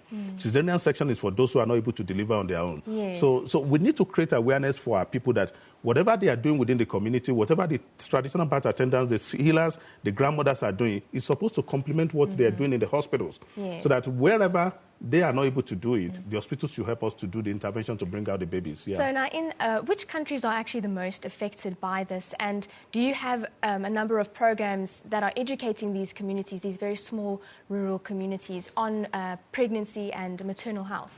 Okay, the countries that are really highly affected, I'll give the countries, but there are common things among them. They are the people, the countries that undertake early child marriage. There are countries in Africa where by the age 15, about 75% of their girls are married. Can you imagine? By age 15, 75% of their girls are married. Can you imagine in some countries where by age 18, almost about 80% of their girls have already delivered? So countries where they practice early marriage, and you look at those countries, and by the time you look at it from Niger, Chad, Mali, other places, countries like Ethiopia, so the magnitude is much there. But in countries where we have East and Southern Africa, the issue is still there, but it's not as much as in East and West and Central Africa. And I want to give you, for example, in the whole of Africa, we have about 195,000 women dying every year from pregnancy-related causes. Out of that 195,000, 127,000 of it is in West and Central Africa because of the issue of early marriage and everything that is causing that problem there. In East and Southern Africa, for us here, when we say East and Southern Africa, we mean 23 countries in East and Southern Africa. We have about 66,000 of these dead. So many. The numbers are really high. They are really high, but we are doing better than what it was in 1990. Yes. In 1990, it was about, in some of these countries, it was about 950,000 for the whole of Africa.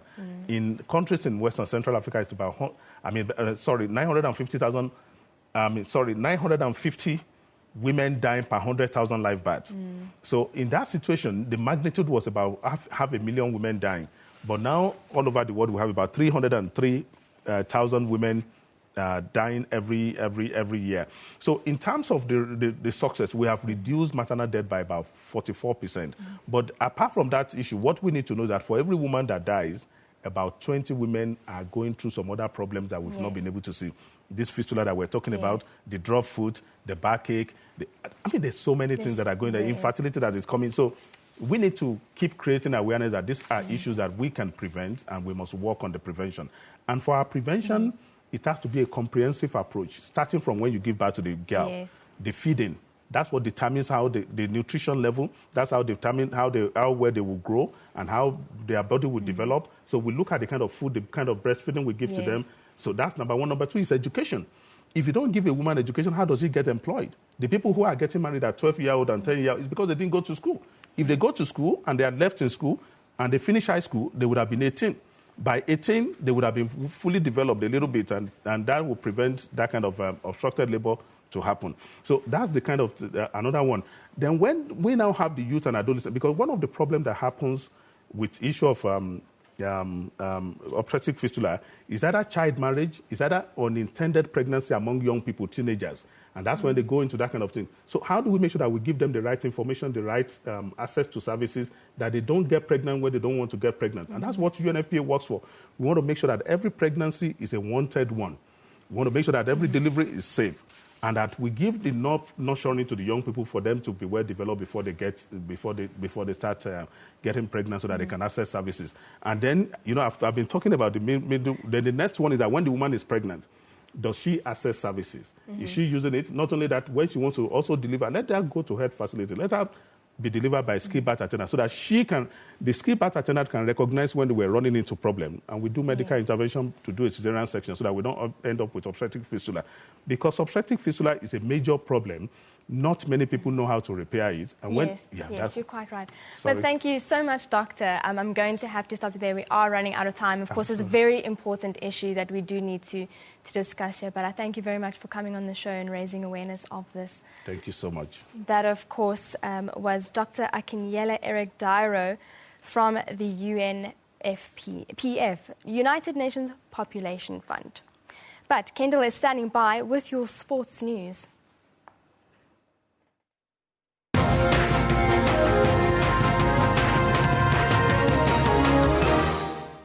Thank you very much, Renee. Yes, I am Kendall Makhamat, and I've got your sports on Newsroom. Topping our stories, we talk about Mamelodi Sundowns, whose them and their fans are on cloud nine as a team paraded through the city of Tshwane following their remarkable football season. The Brazilians ended their record-setting 2015-2016 campaign on 71 points, the highest in a 30-match season, with a double after winning the Absa Premiership title and the Telkom Knockout Cup.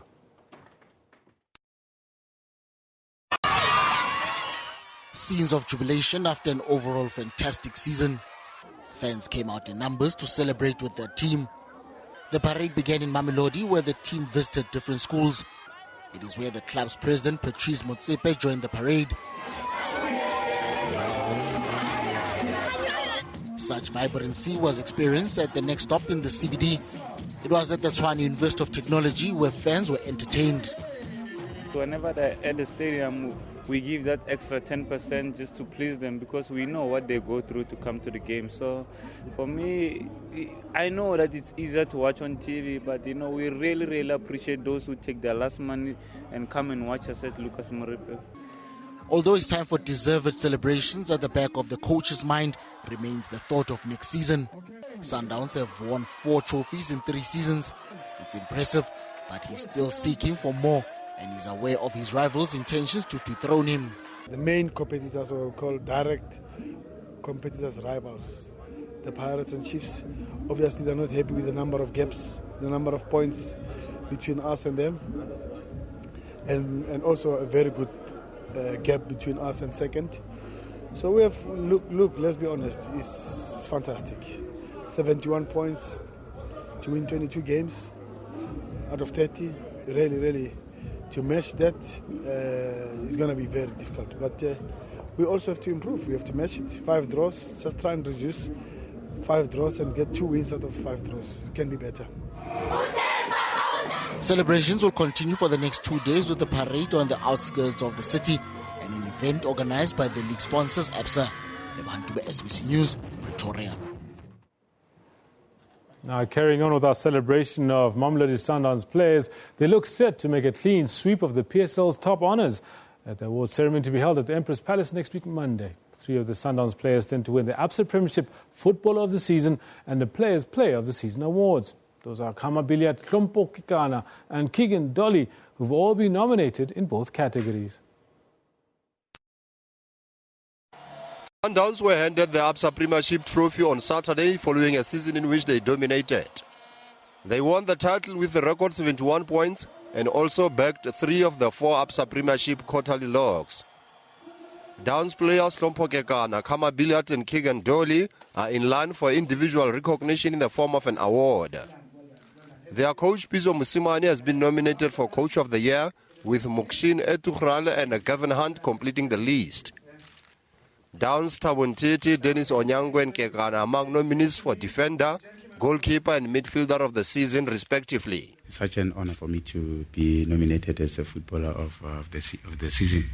I think with good performance of my team, and I think we really deserve to be where we are at the moment. And I'm happy we managed to carry ourselves as professional and managed to be the champion of South African football. While there's been controversy about winners of the Footballer of the Season award in the past, former winners Busiso Vilakazi believes any of the 3 nominees deserves to win it. Now, those individuals, for me, they've been very fantastic for the season, and they've done very well for the club, for Mamelodi Sundowns.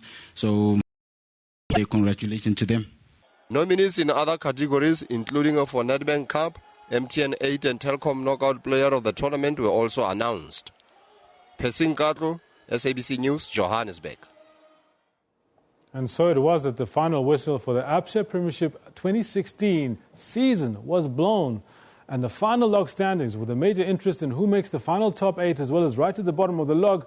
Let's have a quick look to see what happens. They're starting at the top. As you can see, Mamelodi Sundowns crowned champions on 71 points, record-breaking, record-setting there after 30 matches with 16 teams. Then, as you can see, Bidvest coming in second on 57 points, a massive 14-point gap there, something that Peter Musamani is definitely proud of. Black Aces, they moved upwards to 4th position, Kaizer Chiefs slipping downwards to 5th position. And then SuperSport United sneaking in on the back of their 2-2 draw with Orlando Pirates over the weekend into the top 8. And this is set in stone, ladies and gentlemen. And now to the bottom half, where we get to see who gets pushed off the PSL bus and who gets a second chance to fight for their seat. Golden Arrows slipping downwards out of the top 8 into 9th position. Ajax Cape Town creeping up, but not quite enough, on 37 points in 10th position. Bloem Celtic and Free State Stars, they move downwards. You remember, this is as a result of the matches played over the weekend, the last matches played for this season. And then Maritzburg United, a miraculous escape from the relegation zone.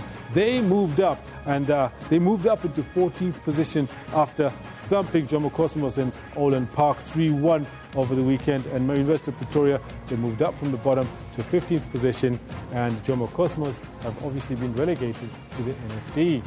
Now we have a look at the Last Chance Saloon, the dreaded promotion relegation playoffs, just to make sure that you know what's going to be going on over the next few days. 25th of May, that's literally 2 days away. Well, tomorrow, not even 2 days away. Tomorrow, Kanyamazane Stadium, Mbombela United, they play Highlands Park. And then we've got on the 29th of May, Ducks playing Mbombela United. Highlands Park in 2 back-to-back matches, playing Ducks first on the 11th of June, then on the 15th of June, they host Mbombela United.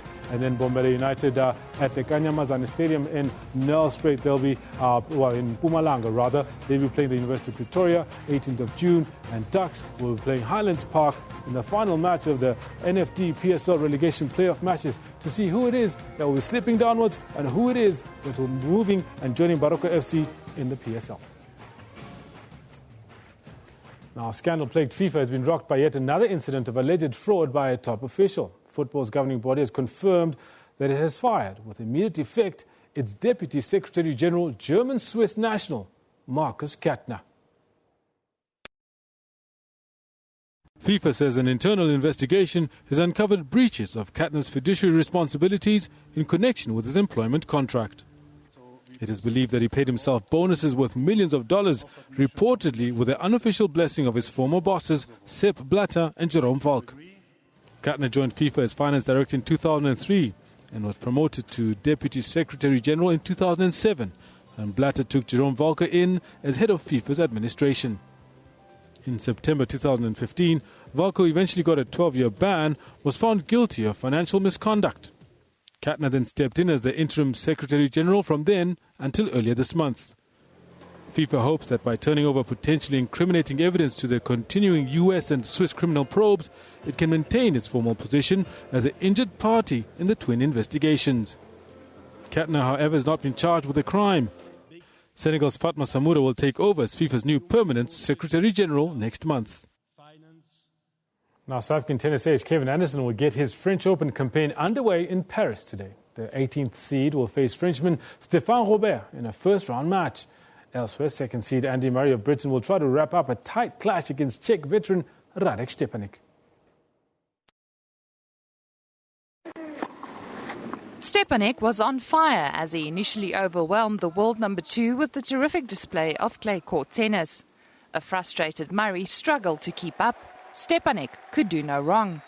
The Czech eventually bagged the first 2 sets 6-3, 6-3 against the recently crowned Italian Open winner. Radek Stepanek, the world number 128, 2 sets up over Andy Murray. But Stepanek's wheels then started to come off, while Murray finally found his rhythm. He clinched the third set 6-love and was leading 4-2 in the fourth when bad light stopped play. Earlier, 5th seed Kei Nishikori of Japan completed his match against Italy's Simone Bolelli. Nishikori won the rain-hit clash, which was carried over from Sunday in straight sets. Meanwhile, local favourite 9th seed Richard Gasquet advanced without too much hassle. Gasquet beat Tomasz Bellucci 6-1, 6-3, 6-4, despite a late final onslaught by the Brazilian. Delight etched all over his face. In the women's draw, Katerina Bondarenko upset US Open finalist 7th seed Roberta Vinci. Bondarenko beat the Italian 6-1, 6-3 and will face German Annika Beck next. But there were no such problems for second seed Agnieszka Radwanska of Poland. Radwanska needed just an hour to race past Serbia's Bojana Jovanovski 6-love, 6-2. Liesl Zankel, SABC News. Now, the Russian track and field team, which is currently banned from international competition due to doping violations, has a half-decent chance of being allowed to compete at the 2016 Olympics. This is according to the new head of the All-Russian Athletics Federation, Dmitry Slyaktin. Now, Slyaktin, who was elected to his position in January after taking over from Valentin Balakhnichev, was given a life suspension by the IAAF, said Russia's doping problems were caused by former athletics officials. He believes that doping is a global problem and that only by focusing on facts will the worldwide scourge be dealt with. Slyaktin added that the chances of Russian athletes competing in Rio de Janeiro was between 50 and 60%. Russia was suspended from World Athletics in November following allegations of widespread and state-sponsored doping in a World Anti-Doping Agency report. A decision concerning whether the ban will be lifted will be taken on the 17th of June in Vienna at the IAAF Congress. An inspection commission from the IAAF has already paid a few visits to Moscow this year, with their next trip planned for the 25th to the 27th of May. Now, that's where we'll leave it with the sport, but Police Minister Nkosinathi Nhleko holds a media briefing on a wide-ranging issues relating to policing in the country. According to the ministry, some of the issues have been seen in the public space. We're going to cross there live to hear what he's got to say. It is a historical fact that the policy prescripts of the African National Congress locate the principle of equality at the center of the struggle for social justice in pursuit of the equitable distribution of the social burden and social goods, including judicial justice. Now, whilst we're on this point, it is a known fact that on the 15th of June, 1995, the ANC, in its final submissions to the drafting of the Constitution to the Constituent Assembly, emphasized on this particular point, that if South Africa is to become a humane society, it has got to center itself around issues of peace, justice, and development. The key critical ingredient of attaining peace, justice, and development in our society is the question of equality. And that's what we submitted as the final policy position. And that policy position is derived from what the Freedom Charter also dictated way back in 1955.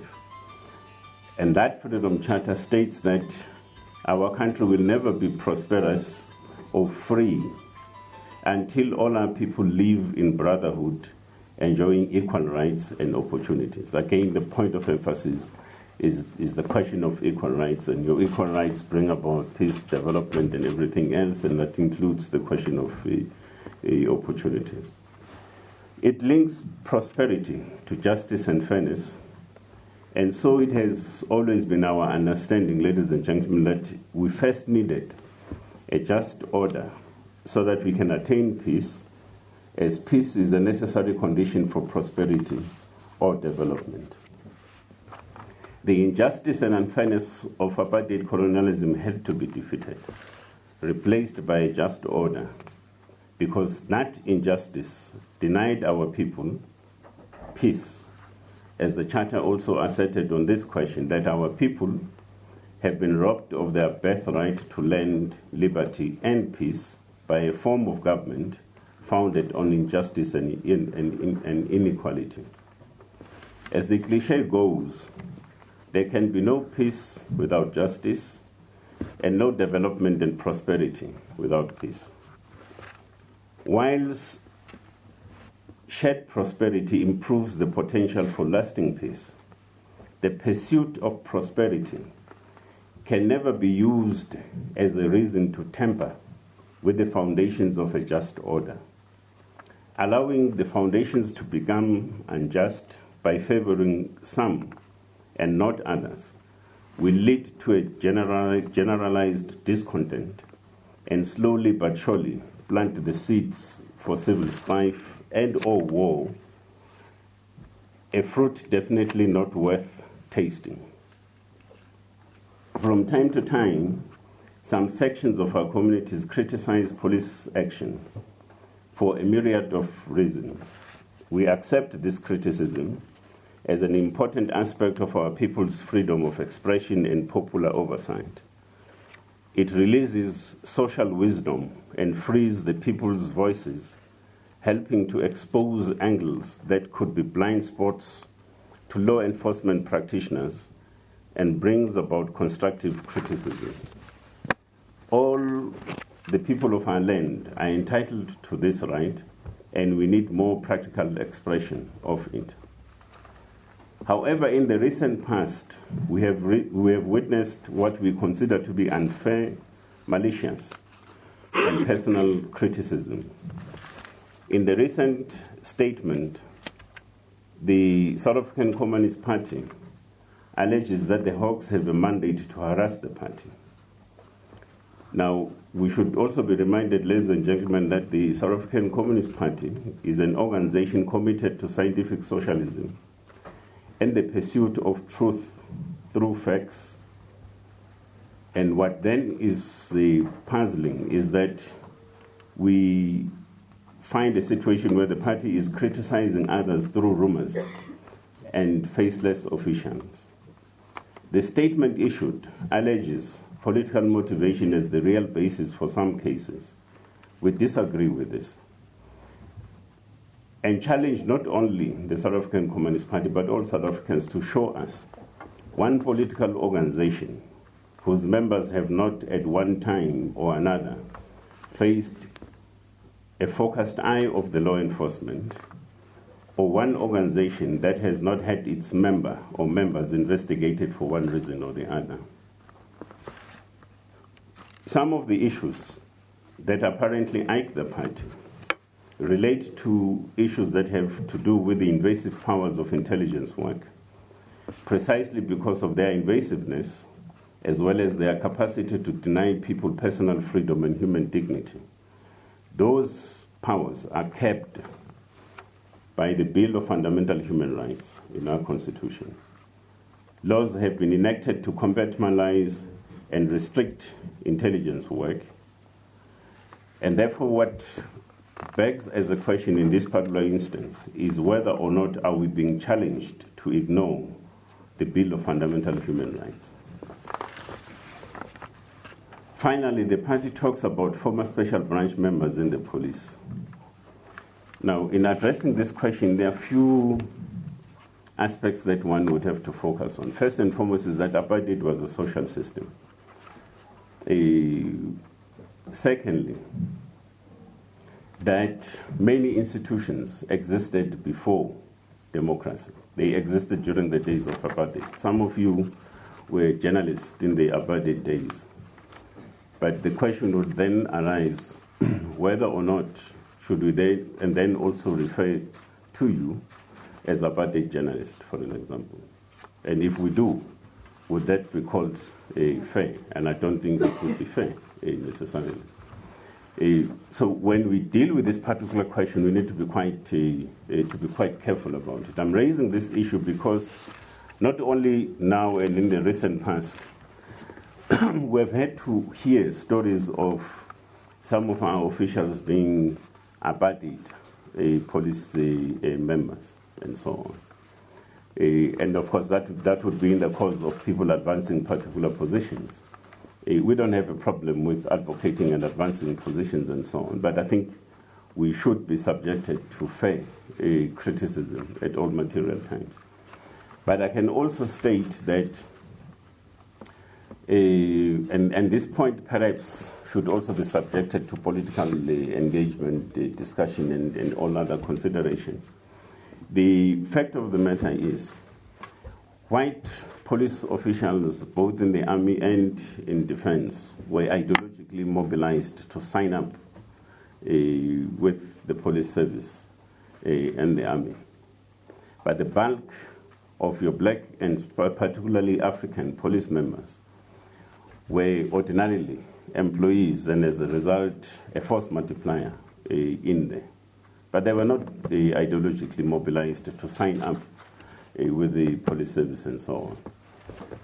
As the developments would have it, when democracy was then ushered, by way of an example, there was some form of natural forms of realignment and gravitation of sorts that took place. Those that were ideologically mobilized to be in the police service and or in the army, for an example, it was a natural gravitation for them to identify with the white cause and the cause of the minority in this country, and so on. But also the bulk that was not ideologically mobilized to be in there. It was also a matter of natural cause that they identified themselves with the cause, yet democracy, in other words, a cause for the majority in this country. Now, shall we then blame them for doing that? I don't think that we should under such circumstances. And therefore, when we deal with these questions, it's quite important that when we reflect on them, we must also take into account some of these dynamics as they manifested themselves in a socio-political space, so that we're able to adequately, in a sense, reflect on them, but also reflect on them in such a manner that they inform our perspective in transforming both the institution of policing, but also society. So in different degrees, apartheid being a social system affected all areas of social endeavor. And therefore, there are questions that, in a sense, when people say that there are former apartheid police in terms of the leadership of the existing leadership of the police, or former special branch members and so forth in the police and so on, we shall then ask whether or not can the party and any other show us one organization or one institution in this country or one community and any form of social organization that was not infiltrated by agents representing apartheid colonial interests. And can the party or anyone give us one instance where such intelligence operations did not lead to death and social pain? The backgrounds of police officers who occupy key positions today in the police are overboard. And we have spoken to these issues before. We have also publicized their profiles in terms of who they are and so forth. And indeed, if people have information that we do not possess, that is not in our possession, that the only thing they could do is to help us by providing such information. The same also goes that if we are critical of how we do our work as the police, the Constitution is very clear.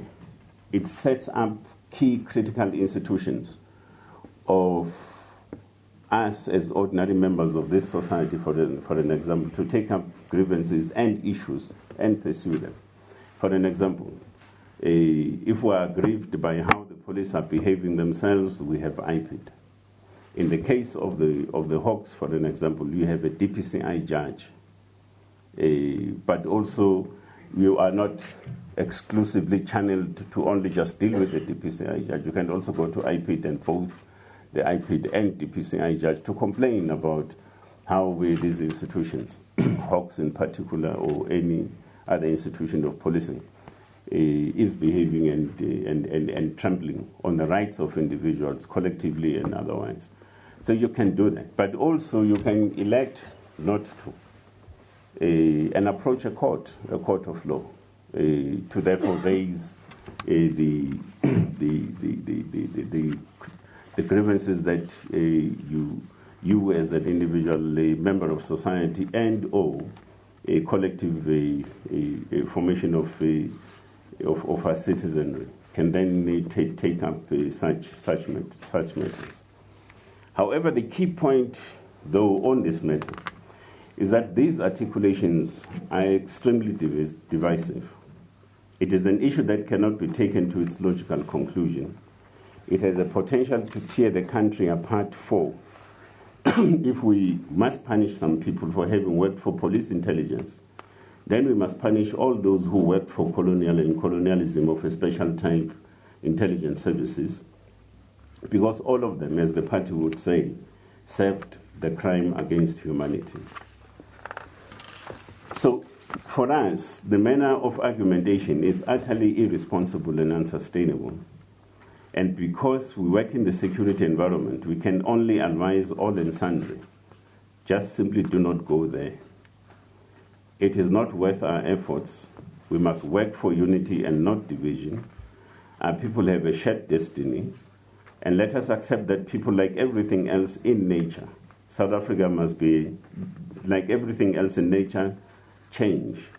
South Africa must be a home for all South Africans, and there shall be no step South Africans, because if you have step South Africans, then of course it means you do not have sound basis for equality, for an example, in our society.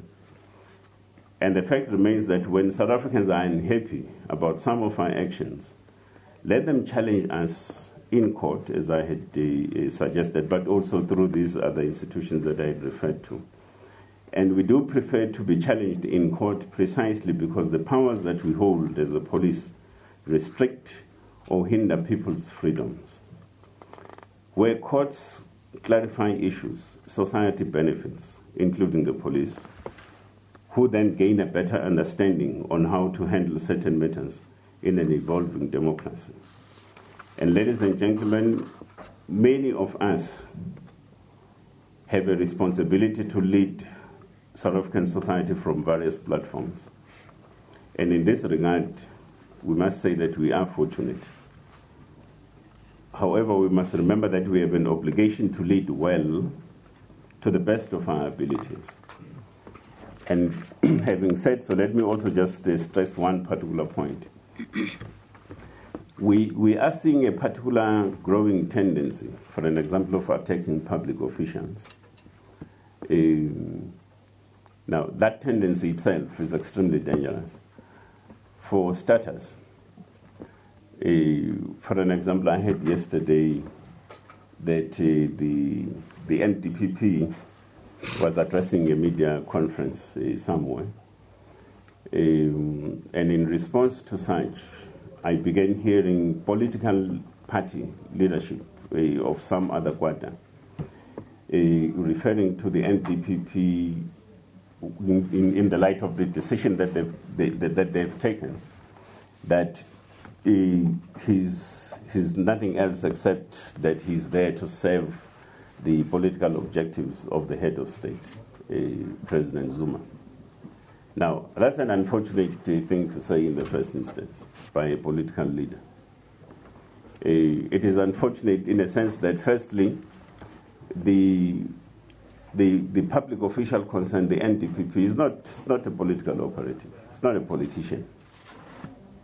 And he doesn't have a platform to express an opinion about such statements, for an example. So the same also goes with, let's say, for instance, the two officials that are here, the acting national commissioner, the head of DPCI. If you attack them politically, they don't have a platform to respond to some of those issues. So it becomes an unfair exercise to subject them to political criticism.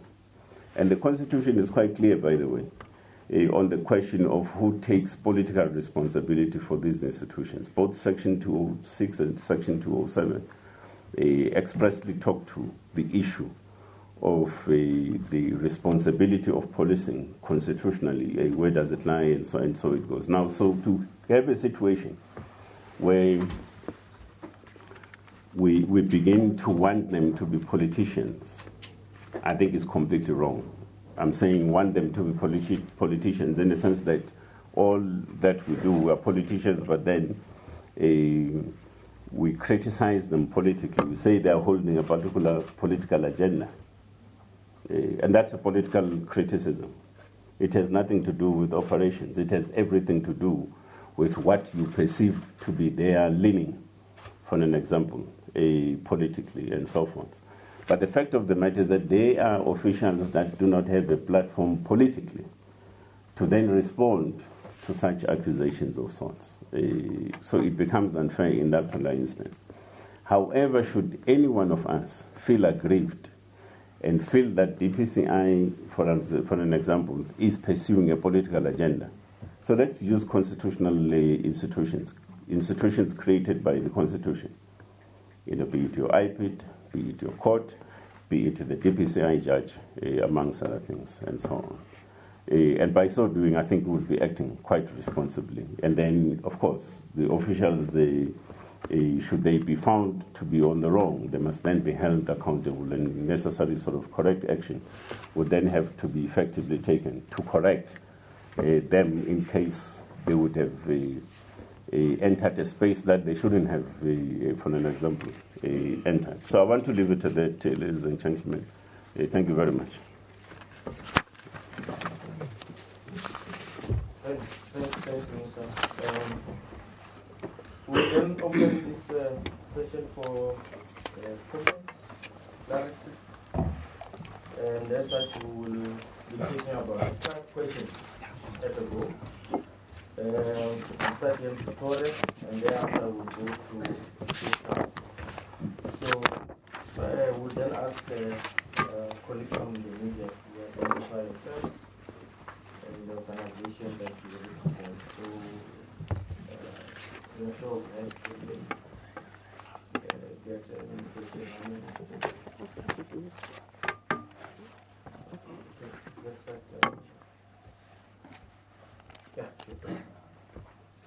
Super Sterman from SABC TV News.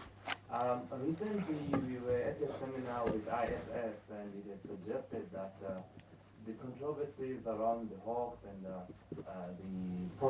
possible charging of the minister, as it was reported, Pravin Gordhan, are creating a sort of he was suggesting that perhaps Hawks should be removed from the police because the controversies around the Hawks are damaging what it was, what the ISS calls the good work that the police is now doing. So what is your comment on the suggestions that, Hawks are mired in controversy and they could possibly taint the image of the police unit as a whole? And regarding your statement, Minister, that public officials are facing criticism, like the head of NPA, but their decisions naturally have political implications. So is it not just if those interested parties then comment, because we can't run away from the fact that while they're not politicians, their decisions do have political implications. Thank you. Thanks, Ruben. Good morning to the panel. It's Barry Bateman, Eyewitness News. It follows on from my colleague's question related to what you perceive to be unfair criticism of public individuals. And if we look at Advocate Abrams, his first major decision that he made in office was essentially quite clearly a political one. He defied prosecutor advice and he withdrew charges against his deputy, Nomgcobo Jiba. And the same criticism perhaps applies to members in the police, where there is adverse findings against senior police officials, yet these police officials retain high-ranking positions. So perhaps the criticism where it's coming from, and you say that they don't have a political platform to defend themselves. Advocate Abrams had more than enough platform yesterday to defend himself, and he did go to great extents to do so. But perhaps the issue here is that yourself, Abrams, senior police, you just simply lack credibility. So when you say something, the public just doesn't believe you. So isn't that the issue that you should be addressing, is try and gain credibility, and so the public believes you when you say something is so, that they believe it to be true? Thank you. Is there another question? Sir. Morning, Michael Apple, NN7. My question is to Lieutenant General Mkhize. Yesterday we got clarification from the NDPP that no charges of espionage are being investigated against the Finance Minister, Pravin Gordhan. There is no imminent arrest, as some weekend papers submitted. Could we just get some clarification He seemed to suggest that these questions should be put to the General. If we could just get an update, what is being investigated and the state of that investigation? Thank you. Okay, thanks. Yeah. Yes, ma'am. Thank you, Amanda Watson from the Citizen. Minister, you admitted in the Constitutional Court last week that you acted unconstitutionally. What are you going to resign? And if not, why not? Because we want someone who's prepared to fight to the death for our Constitution. That to get that back. Yeah. Okay. Except that you're just simply not clarifying acting unconstitutionally in regard of what, in respect of what exactly. Perhaps he needs to be given an opportunity to clarify the question. Okay. Come back to me later. Okay, Minister, I think let's No, but let's correct this thing. You want to come back to me later. You're asking a question about me acting unconstitutionally, and yet wait, and yet you do not know what you're talking about. Because what you should be saying is that in respect of this particular matter and this matter, this is what is either alleged or I have admitted to acting unconstitutionally, and so forth. And this is where I have a problem with. Because you should base your questions on the actual thing, not just perception. Now the problem is you're asking this question, you're unable to substantiate it. You're saying you'll come back to me later, and that's what I don't think it's actually fair. You're right. Okay, thank you. You said in court, or your lawyer said on your behalf in court, that you acted unconstitutionally in the prior suspension. Yeah, no, okay, so you're referring to the McBride question. Okay. No, that's fine. That clarifies it. I'll respond to that. Okay. Let me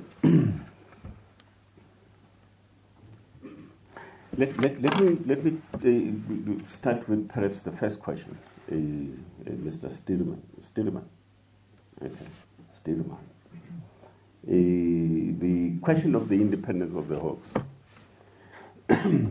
You must remember that there is a constitutional court ruling on the issue of the independence of the Hawks, and it's very firm on this question in clarifying the actual location of the Hawks. In fact, the court expressly found nothing wrong. That's what it said with the location of the Hawks, where it is, and so on. Now, I understand that you're raising this issue from merely a point of an engagement, because that was a seminar that we had which also involved ISS and so forth. They have a right to hold particular views and or perceptions, for an example. But the question arises, the so-called controversies, who creates them? And that's a question that has never been interrogated. Who creates them?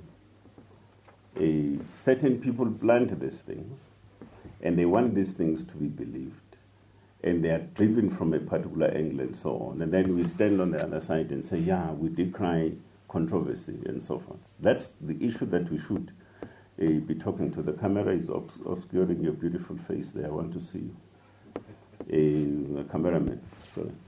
So the question that we need to be confronting, all of us as South Africans, was these issues, if they are not confronted, they have a potential to actually dilute our democratic standing as a country.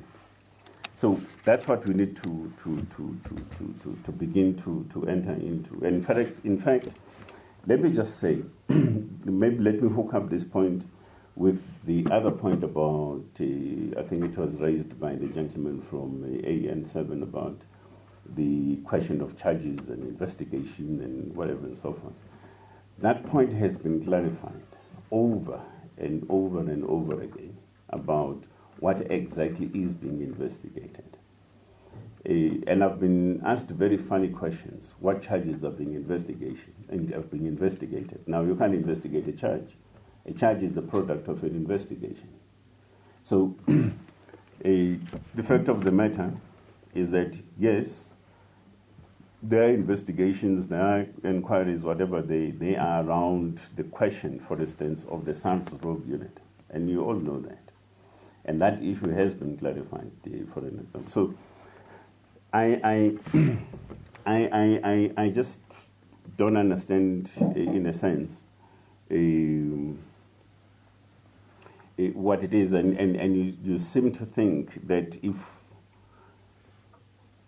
for an example, I think Mr. Barry Bateman relates to, talks about the issue of what transpired yesterday. And of course, I'm not going to speak for the NDPP in this regard, but all these particular institutions are governed by law and particular prescripts in terms of how they need to deal and consider issues, for an example. Now, and then we're told there are political implications. It's the same thing. I mean, at some point, we were, I think there was a matter affecting the Hawks or something, and the reaction was quite amazing at the political level about the so-called political connotations. And I asked one question. If you, as a journalist, Mr. Bateman, you are rushing to this particular press conference, this very same one, and here on Pretoria Street or Schoeman, you are not observing the regulations, the traffic regulations, for instance, amongst other things. You go, you take a cross in a red traffic light, and that's a traffic offense. So the traffic cop stops you. The next thing that you begin to allege, oh yeah, I'm being stopped because I'm being avoided to arrive on time at the press conference. Now that's not a fair accusation. The traffic cop is doing his or her work, and it's got nothing to do with your press conference that you're rushing to. But there's everything to do with Road Ordinance Act of 1960 or whatever, National Traffic Act or something, being a consideration, and because it is a consideration, therefore, you would have violated a traffic law and so on. Now, I don't know what you're referring to about lack of credibility. I don't know what that means.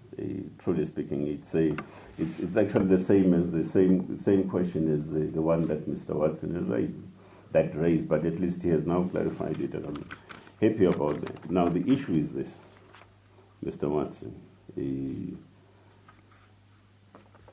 At the time, the Minister of Police took a decision to suspend Mr. McBride. He acted on the basis of an existing law, and that law exists as we speak. The IPID Act, Section 6, Subsection 6. Right? It exists. It's a valid law. Now, lawyers will tell you what is meant by a law being valid. It's a valid law. So there's no acting unconstitutionally, for an example. However, the matter was taken to the High Court, and the High Court expressed an opinion on the basis of an existing law, which is Section 6, Subsection 6. Now, and said that matter must then, and that's how the matter landed, for instance, at the Constitutional Court. For the Constitutional Court to actually test that very same law, in terms of constitutional value, standing, and everything else that is being considered there and so forth. But it is a valid law. It's a law that is in our statute as we speak.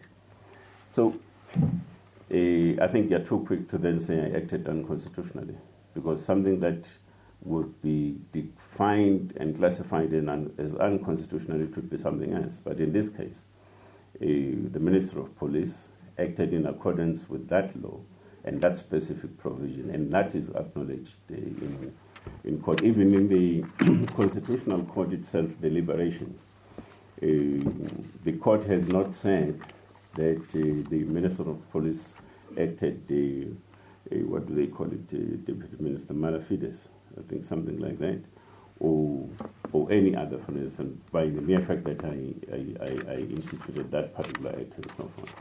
So, but as you would know, a judgment is reserved and it should be issued at whatever point.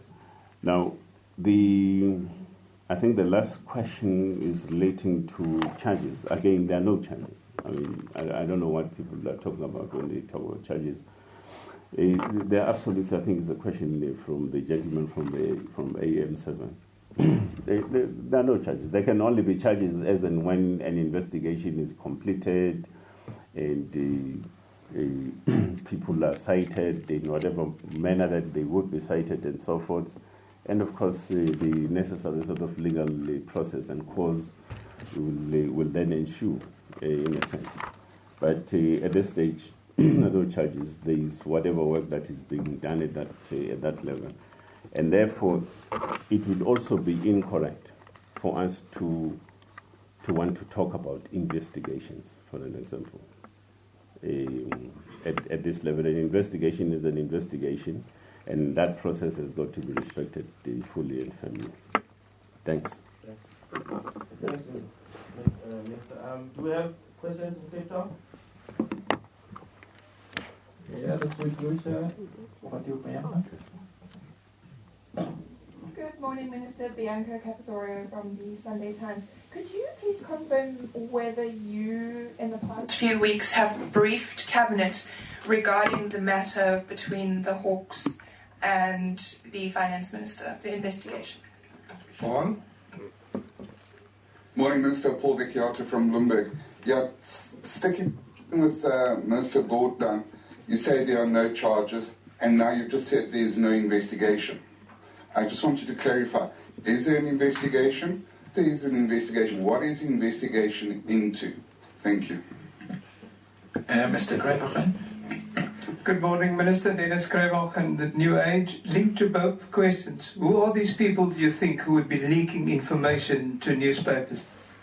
Back to you, Pretoria. Thank you. Okay, thank you very much. I'm sorry I had to laugh at the last question, because that question can't be directed to the Minister of Police. The question of who's leaking these issues to the newspapers and so forth. I think newspapers do know very well. At least I also would have to respect some of the newspapers who have shed some light in this regard confidentially. So I wouldn't want to disclose necessarily in terms of what they say or allege, for instance, when it comes to such issues. The fact of the matter is that all of us as South Africans must also be concerned about these newspaper leaks, because all they are intended to do is to compromise key critical institutions, but also compromise processes that are underway. Now, if you compromise processes that are necessary ingredients, for instance, insofar as the whole concept of the rule of law, it means the ultimate end is to compromise the rule of law itself and so on. So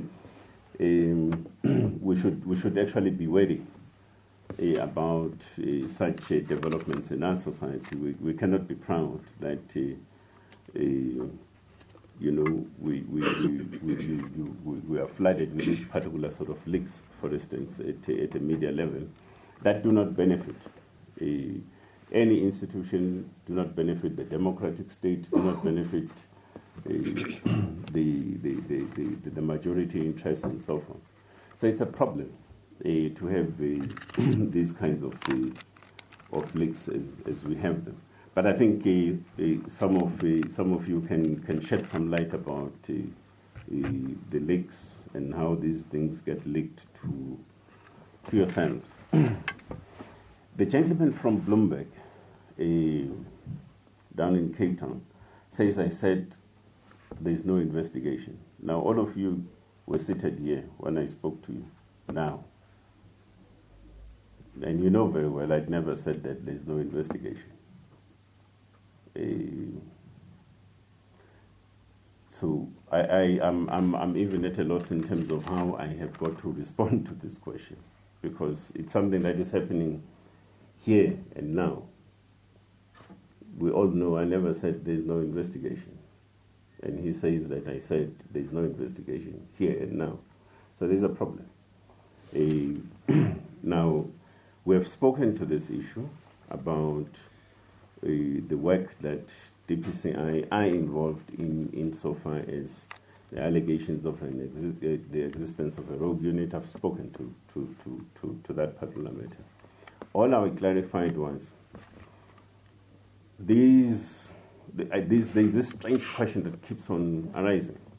You know, it arose in Cape Town. It also arose here. It arose at any other platform and so on. What charges are you investigating? You can't investigate a charge, ladies and gentlemen. A charge is a product of an investigation. That's all that I was clarifying. You can only investigate transgressions, but not charges, because charges are things are actually steps that get taken and subjected to a legal process, such as a court process, for an example. And that's a different matter altogether. Can I confirm whether I briefed Cabinet? Now, in other words, what Ms. Bianca is talking to is that indeed I must have briefed Cabinet. So it means there's that kind of assertion about Cabinet briefing and so on. Now, I don't know where that comes from. I've heard so many different stories, by the way, by different journalists about what must have transpired in Cabinet, for an example, including what they wanted to write this past particular Sunday and so forth, about some particular happening that must have taken place in Cabinet. Again, I do not know where these things come from and who whispers in your ear all these sorts of other manner of things that just simply do not exist. And so it goes. Now, I've just spoken about the issue of investigations. Now, you can't subject an investigation unless you subjected it to its own particular processes, for an example. Because an investigation is an investigation. So, and that's what needs to be respected, and that's why I was saying, look, don't come here and think that you are going to ask me a question. At what stage is your investigation? What exactly are you investigating, and so forth? Because that particular step or exercise has got to be respected and be insulated at all material times, because from the onset, when you deal with such issues, you must always factor the principle of fairness. You must be just in your approach from time to time and so forth. So you can't, loosely talk about the actual detail and the nitty-gritties of an investigation and so on. Because that in itself violates key critical principles of ensuring that at all material times, even the investigation itself must be fair, it must be just, so that it has to arrive at the correct sort of and relative sort of conclusions. So let me leave it at that point. But I would hope the gentleman from Bloomberg is clarified that I did not say that there's no investigation. I didn't say that now, didn't say that yesterday, or at any other given point. Can we take the last round of questions? Let's go back to Cape Town, but we'll come back. Cape Town, do you have given the last round? Yes, we do, Mr. Lebanon. Thank you, Brigadier. How about these officers telling us how they feel when they're being told they are apartheid stooges or whatever? Can I just also respond to that question? Again, it's exactly what I've spoken to. And I'm trying to dissuade any one of us, be it journalists, be it politicians, be it whatever, and so forth. This question, for instance, what it solicits, what it seeks to do, is that they now must respond politically. Now we are saying these are police officials that you want to convert into politicians. Now, that can be correct. So I'm just saying, I've spoken to this thing. If we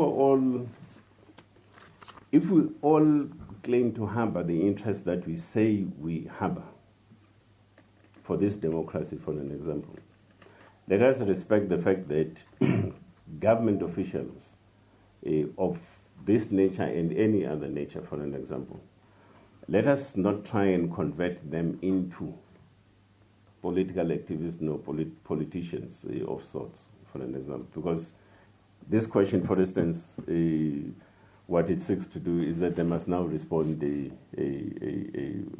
politically, and I don't think that's correct. I've already clarified that particular point. If we go that route with this society of ours, we'll absolutely get to absolutely nowhere. The next thing you'll be asking me, whether do I view my teachers, for instance, because I went to school during the days of apartheid. Do I consider them as apartheid teachers, for an example? I don't think so. Many of you were journalists during the days of apartheid. Do I consider you as apartheid journalist? I don't. Let us accept that apartheid existed as a particular social system that had to be defeated, and we had to defeat it. Now, but the fact of the matter is that we all know where we stand in relation to the aspirations of the majority in this particular country. That was Police Minister Nathi Nhleko on the media briefing on a wide range of issues affecting policing, as well as the pertinent question around the investigation about the Finance Minister. As far as I can hear, don't know what you heard, I didn't get an answer. We'll try and find out more from our reporter a little bit later, but right now it's over to Renee. Well, thank you very much, Alvis. Now, it is that time of year again when long hours and tiresome nights of sewing, stitching and designing get turned into glitz and glamour. That is Soweto Fashion Week. The communal uplifting Fashion Week is set to showcase its autumn-winter season and starts tomorrow. Get ready for exciting fashion collections from existing and upcoming young, talented designers. Now, joining me in studio is founder of Soweto Fashion Week, Stephen Manzini, and a brand manager of Darling Hair, Leanne Defrage. A very warm welcome to you both. Thank you very much. So, of course, this event is starting tomorrow, and it's always an annual event, always successful. Can you tell me what we can expect at this year's event compared to last year? You can expect to see the growth of designers. You can expect to see a bigger fashion week. You can expect to see a more exciting fashion week. I mean, the things that happen at Soweto Fashion Week are not, you don't find it in other, ordinary platforms that we have around. We center around, the community, the Kasi vibe that we set up. That's how we set up our fashion shows. And then we have designers that, used to, do garments for their neighbors, and they now have a client base. So if the garment making has been upscaled in a way. So yeah, that's what you can expect to see. And is there any particular theme of this year's Fashion Week? No, not really. We don't have a particular theme. We still continue with our theme, Black-White Effect, that we started 2 years ago, and we will proceed with it, and it seems to be making a difference. And now, Soweto Fashion Week has always been very focused on uplifting young designers. Can you tell us a little bit more about your designers that have had a lot of success lately? Yes. Well, we've got, there was a GQ competition that happened about a month or 2 months ago, and our designers were 4 of the 6 semi-finalists, which we found was quite amazing, including the winner himself. So, and we've got designers that have now opened stores, boutiques, Rosebank in Sandton, in Joburg. So they've grown, they've expanded themselves, and they're able to put food on the table for their families. So that's growth for us as well. So I know this growth is obviously, you must be very proud of these young designers, especially with the growth of the whole Soweto Fashion Week. But how exactly do you keep improving on the incorporation of youth? How do you keep including them? we do designers castings, we do model castings. We go almost all platforms that we know, existing platforms, and we invite the community to get involved. We invite the general public to get involved. People come, to cast, to show us what they have, and some of them we take them in and develop them. Some of them, we say, we can try again next year. But so that's how we continue bringing up people from the grassroots. So, Leanne, if I can just come to you.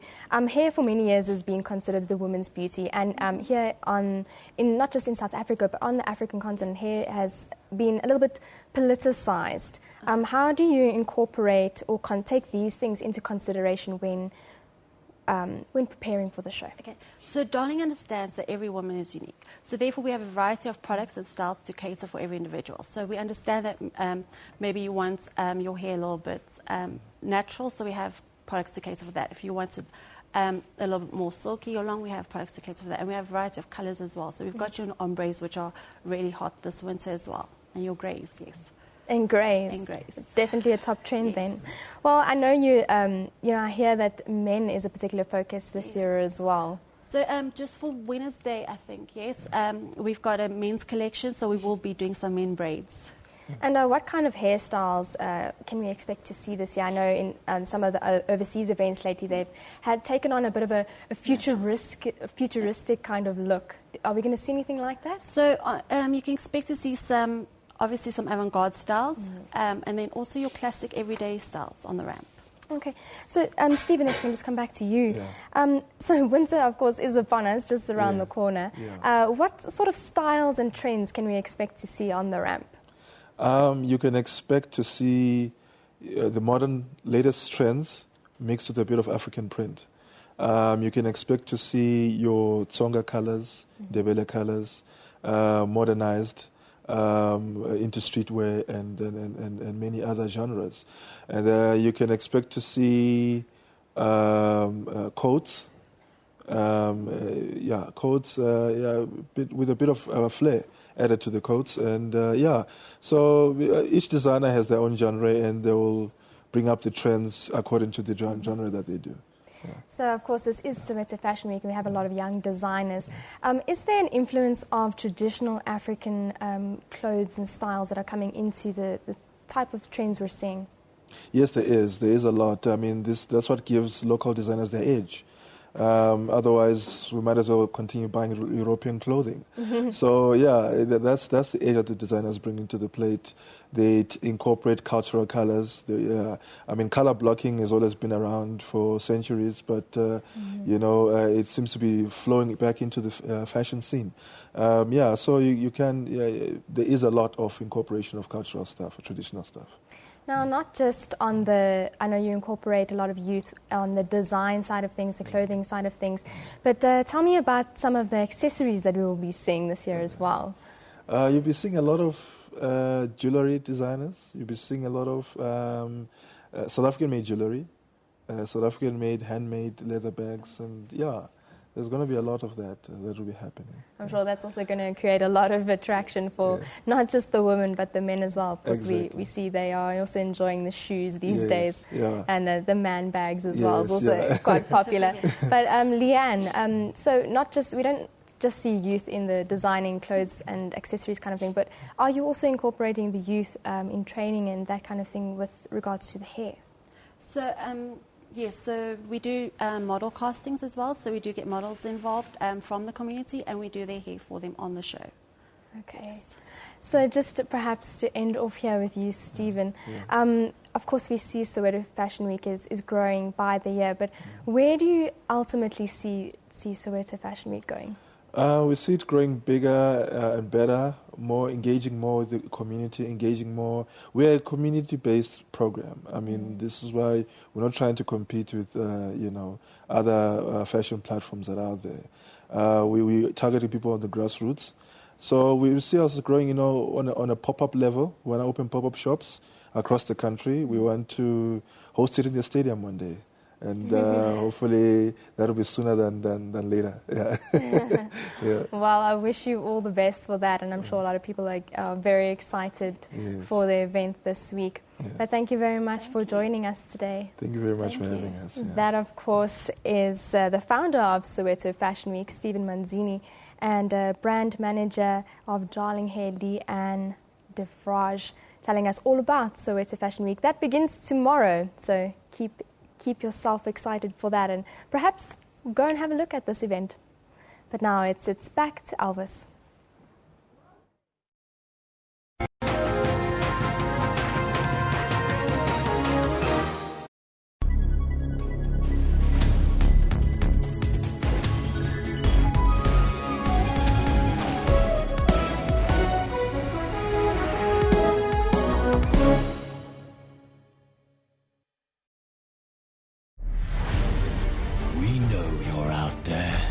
Silently waiting for your spot in the limelight. Step up, people of the party. We need your energy, your greatness. Just because you don't do it for money doesn't make you an amateur. So we salute you, party comrade, with a bottle of black and white blended Scotch whiskey for just $109.99 from Tops at Spa. Did you go to heaven? Kelvin is the one who created all this. What are you fighting over? Us? If there is 10 million in my account, it will be in the front page the next day. Do you have 10 million? Oh, Jesus, hold my hand. Hallelujah. It's happening right here on Question Time today. Monday to Thursday at 5:30 p.m. on the SABC News Channel.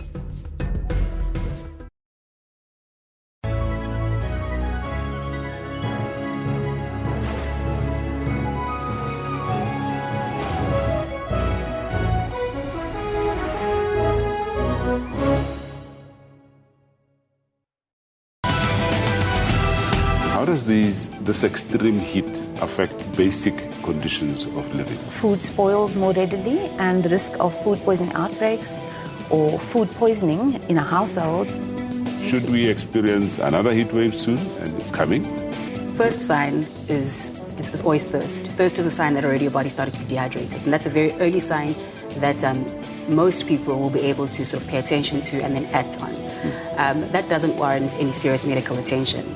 But the minute that you start to feel slightly nauseous, that you start to feel dizzy, that's a sign that you need to stop what you're doing, get out of the sun, get into a cool area, slow down your intensity, get hydrated, cool down. Join Dr. Sello Mutawung every Saturday from 9 till 10 in the morning.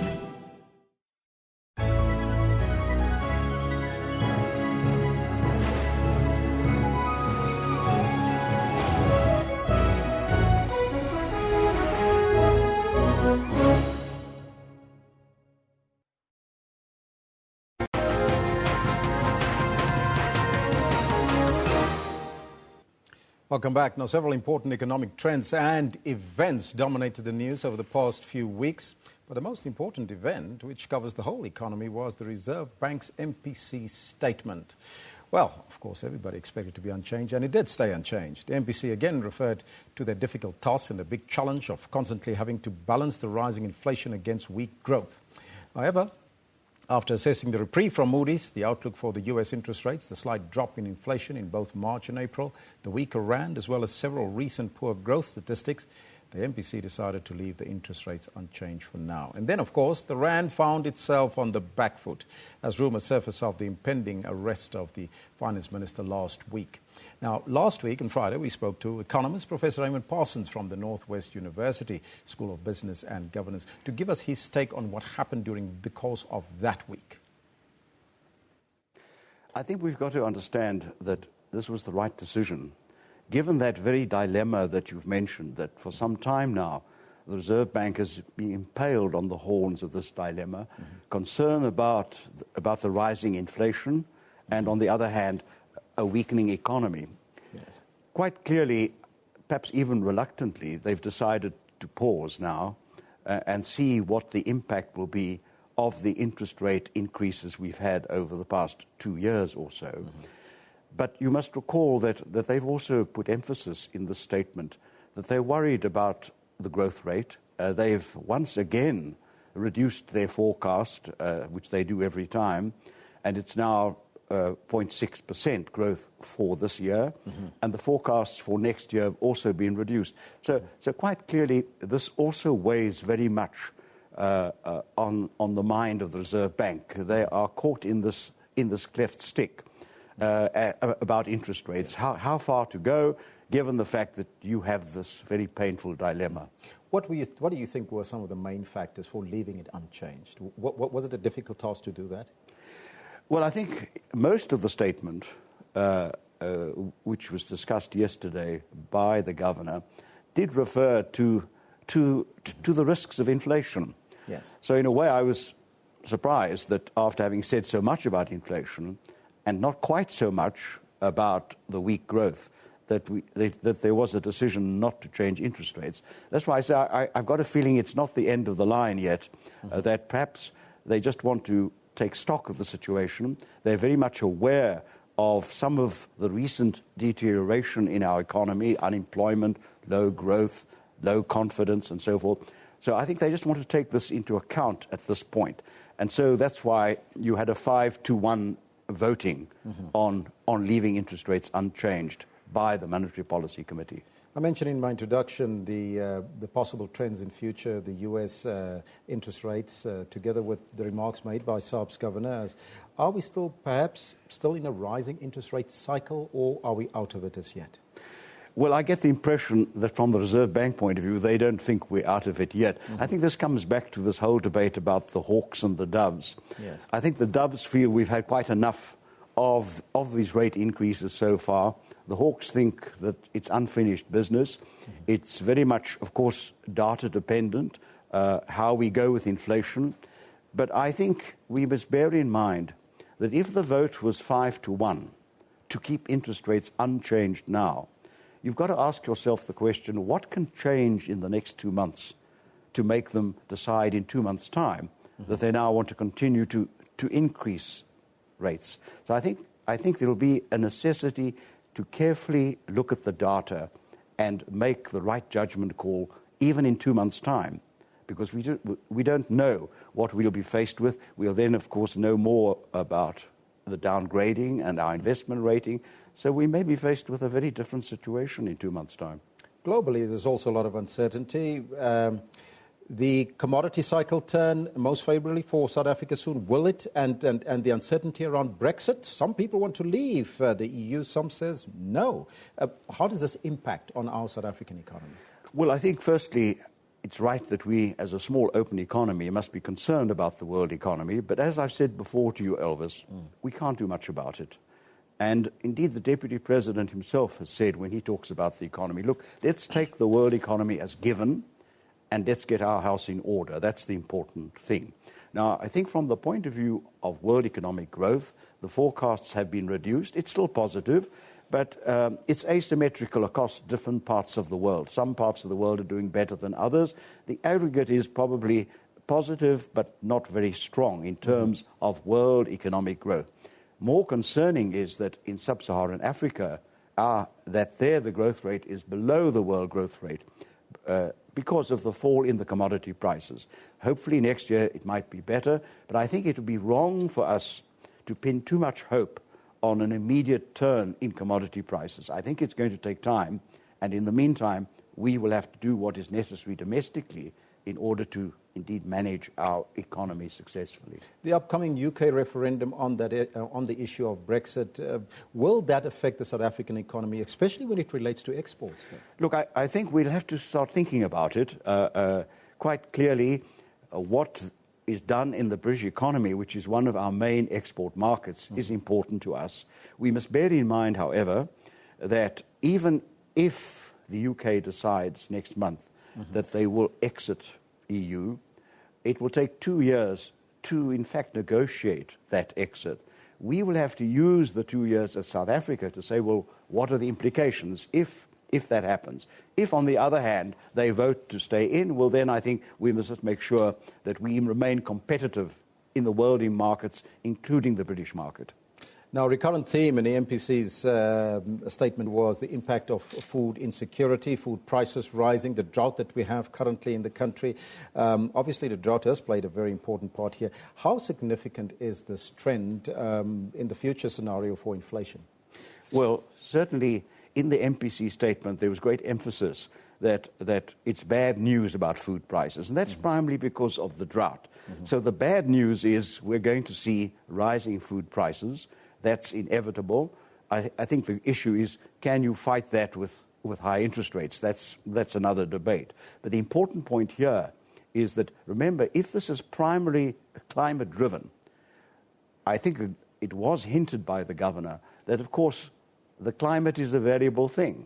If we don't have a repeat of the drought next year, we have normal climatic conditions, well, then obviously food prices will come down again. So that's the good news. But at the moment, it's going to be tough for the consumers. Exactly. But there's another important issue that's developing on our shores here, and that, of course, in an open letter to several media, that was yesterday. In fact, today, a group of 22 leading academic economists, which includes yourself, of course, have expressed concern about the recent developments around the Finance Minister, Pravin Gordhan, and his imminent arrest. Your take on this, and what do you think is at play here?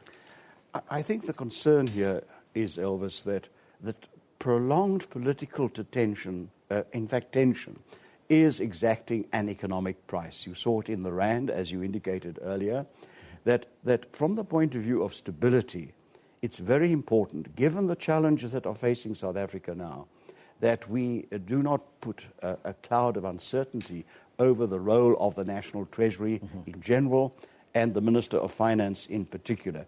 As we said earlier, we are now engaging with the credit rating agencies. We are facing the possibility of a downgrade. Therefore, it's important that we send out a message that our institutions are stable, that our Treasury, our Reserve Bank will be doing the jobs they have to do. That doesn't mean to say we'll always agree with it, but the important point is not at this stage to suggest that there's going to be any reason for serious policy uncertainty. That is the elephant in the room that is undermining a lot of our efforts to get this economy moving again. We really have to reduce the policy uncertainty and the perceptions about it that seem to be located not only in the credit rating agencies, but also among investors whom we want to commit themselves to South Africa in the longer term. What stood out for me in this statement is that 22 academics, that's a lot of people to get together in one day to feel very strongly about the situation. Yes, well, I think the feeling was that not from a political point of view, but from an economic point of view, we had to bring to bear our concern. We hope it will be shared by others, that we really have to deal with this political tension in a way that doesn't damage our economy. We're at a very crucial stage, and this kind of situation is not good for the economy, not good for growth, not good for investment, not good for job creation. So the sooner we can resolve it and create the certainty we want, the better it'll be for our economy. Concluding thought, Professor? Well, Elvis, I think really the final thought has to be this. In the next few weeks, we are facing a crucial decision in regard to the credit rating agencies. All the efforts of the Minister of Finance, of the private sector, are to avert a downgrade. It's important that in the next few weeks, we concentrate on averting that as far as possible, that we've given it our best shot. And we must do nothing politically that damages our chances of being able to avoid junk status for the South African economy. Right now, with all roads leading to Mamelodi, the Cabo Yellow bus stopped by the SABC, allowing us to catch up with the Victoria's captain Ramahlum Pahlele and assistant coach Mangoba Mniti. Simon Burke spoke to the pair last night on Sports Live. He started by asking them about their wobble at the beginning of the season. We didn't really start very well. I remember we drew against Platinum Stars and we lost a game against Arrows and Witbank Aces, and some of the supporters were already calling for the head of coach, Pitso Musiman. And, I was like, it's normal in football fans. Some don't have patience, but we took it upon ourselves as a team to say, let's come together, let's show character in order for us to come out of this situation that we're in, we need to be together. That's the most important thing, because the minute the team is divided, you're never going to get anywhere. So we came together, we had meetings, and we managed to find a way out, and which was we have to perform, because you remember during the preseason we won, I think, 3 cups, friendly games, and maybe we thought now we are invisible, but that was not the case. So that was a wake-up call to say, guys, come on, wake up. You're not all that. So we had to switch on, and I remember we went 18 games unbeaten. That was wonderful, and I mean, we deserve to win the league this season. Coach, there's also something about the senior coach at Sundowns, Pitso Mosimane. Talk about this man. He clearly has a way of galvanizing a change room and a club. I think his main strength is his work ethic. You know, you may have other flaws like any other human being, but the amount of work he puts in, it humbles everyone and makes everybody to say, there is no way I can lazy around in this environment, because he works very hard, and he's a very good leader, because most coaches would feel threatened to work with an assistant coach like me, or to work with a coach that has been the head coach somewhere before. But with Pitso, we get along so well, and he's like a brother and a friend to me. So we discuss everything, every detail of the game, and that makes him a very good leader, because not many people would have the guts to say, I want to lead this team with all these people, I want to be the leader of this group. And the players that we have, the egos, because of the talent that we have, could have been very high and ultimately make your work very difficult as a coach. But he has managed to keep everybody grounded, and the humility, the teamwork that exists within the structure. But one must also give credit to our president. I believe the support that he gives to the head coach, the technical team and the players makes it easier not to have other off-the-field issues that would ultimately hamper the performance of the team inside the field. And the management of the team, the structures are doing very well. Our support staff, they are doing very well. It's always a team effort. It's not one person doing everything. And that, because of that team effort, it becomes easier when you are united and there is humility within the group. Ramahlwe, playing for a president like Patrice Motsepe, what's that like? Yeah, he's a wonderful chairman for the team, you know. Like I always like to refer to the past, because after we lost those 2 games, he actually came to the clubhouse and he said, guys, you know, what's happening? He just wanted to know what's happening in the team. And we told him, President, it's part of the game. You lose some game, you'll win some. So he's been very supportive, most importantly. And I mean, we can't ask for a better chairman like him, the guy who, when you lose and you think he's going to actually lash out and say, you guys are useless. And then he comes and he tells you, you guys are still the best team in the world, in Africa. So you're like, guys, wait, maybe we're not that bad after all. So let's go and fight. And that's what we did. And he's supportive. Every time he comes to see us at Lorkop, you must know that he's gonna encourage you. He's gonna tell you that you're the best in the PSL. And for me, that's very powerful, because it keeps you going. You know, you never wanna slow down, and you know. And also we have like a technical staff that's like, you know, they work hard. You know, at times they sleep at 4 or 5 a.m. trying to analyze game and trying to give us the feedback and how the other players are doing things in the PSL, trying to upgrade us, trying to make us a better team. So I know he's shifting the focus to Pitso Mosimane, but actually him and Rulano Mukwena, the other assistant coach, they actually the push behind Pitso Mosimane, because they're working so hard. So yes, he shifts it, and then I'm gonna take it to the 2 assistant coaches. They really work hard for the team. Right, I mean, we've heard that there's a lot of nominations coming Sundowns players' ways and Pitso's way for the PSL awards.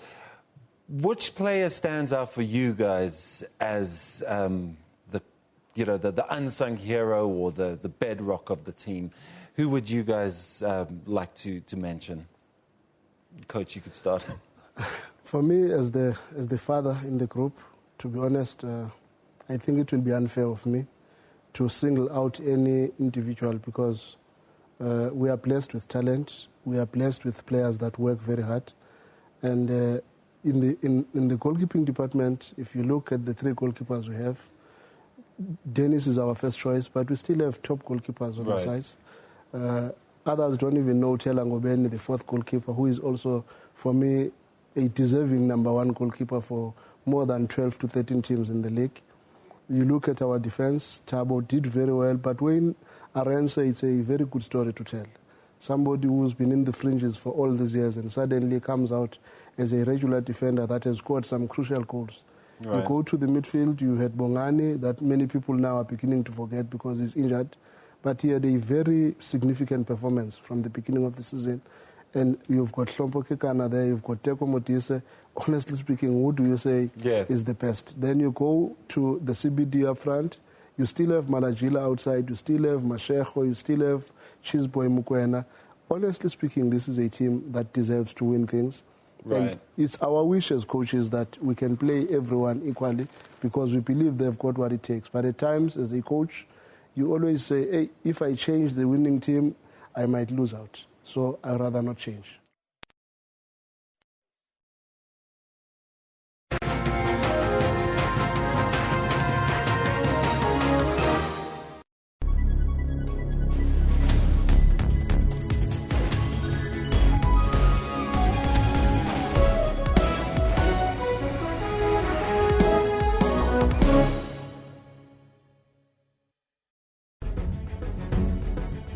Did you go to heaven? Kelvin is the one who created all this. What are you fighting over? Us?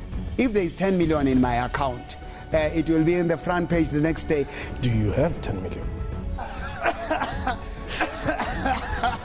Oh, Jesus, hold my hand. Hallelujah. It's happening right here on Question Time today. Monday to Thursday at 5:30 p.m. on the SABC News Channel.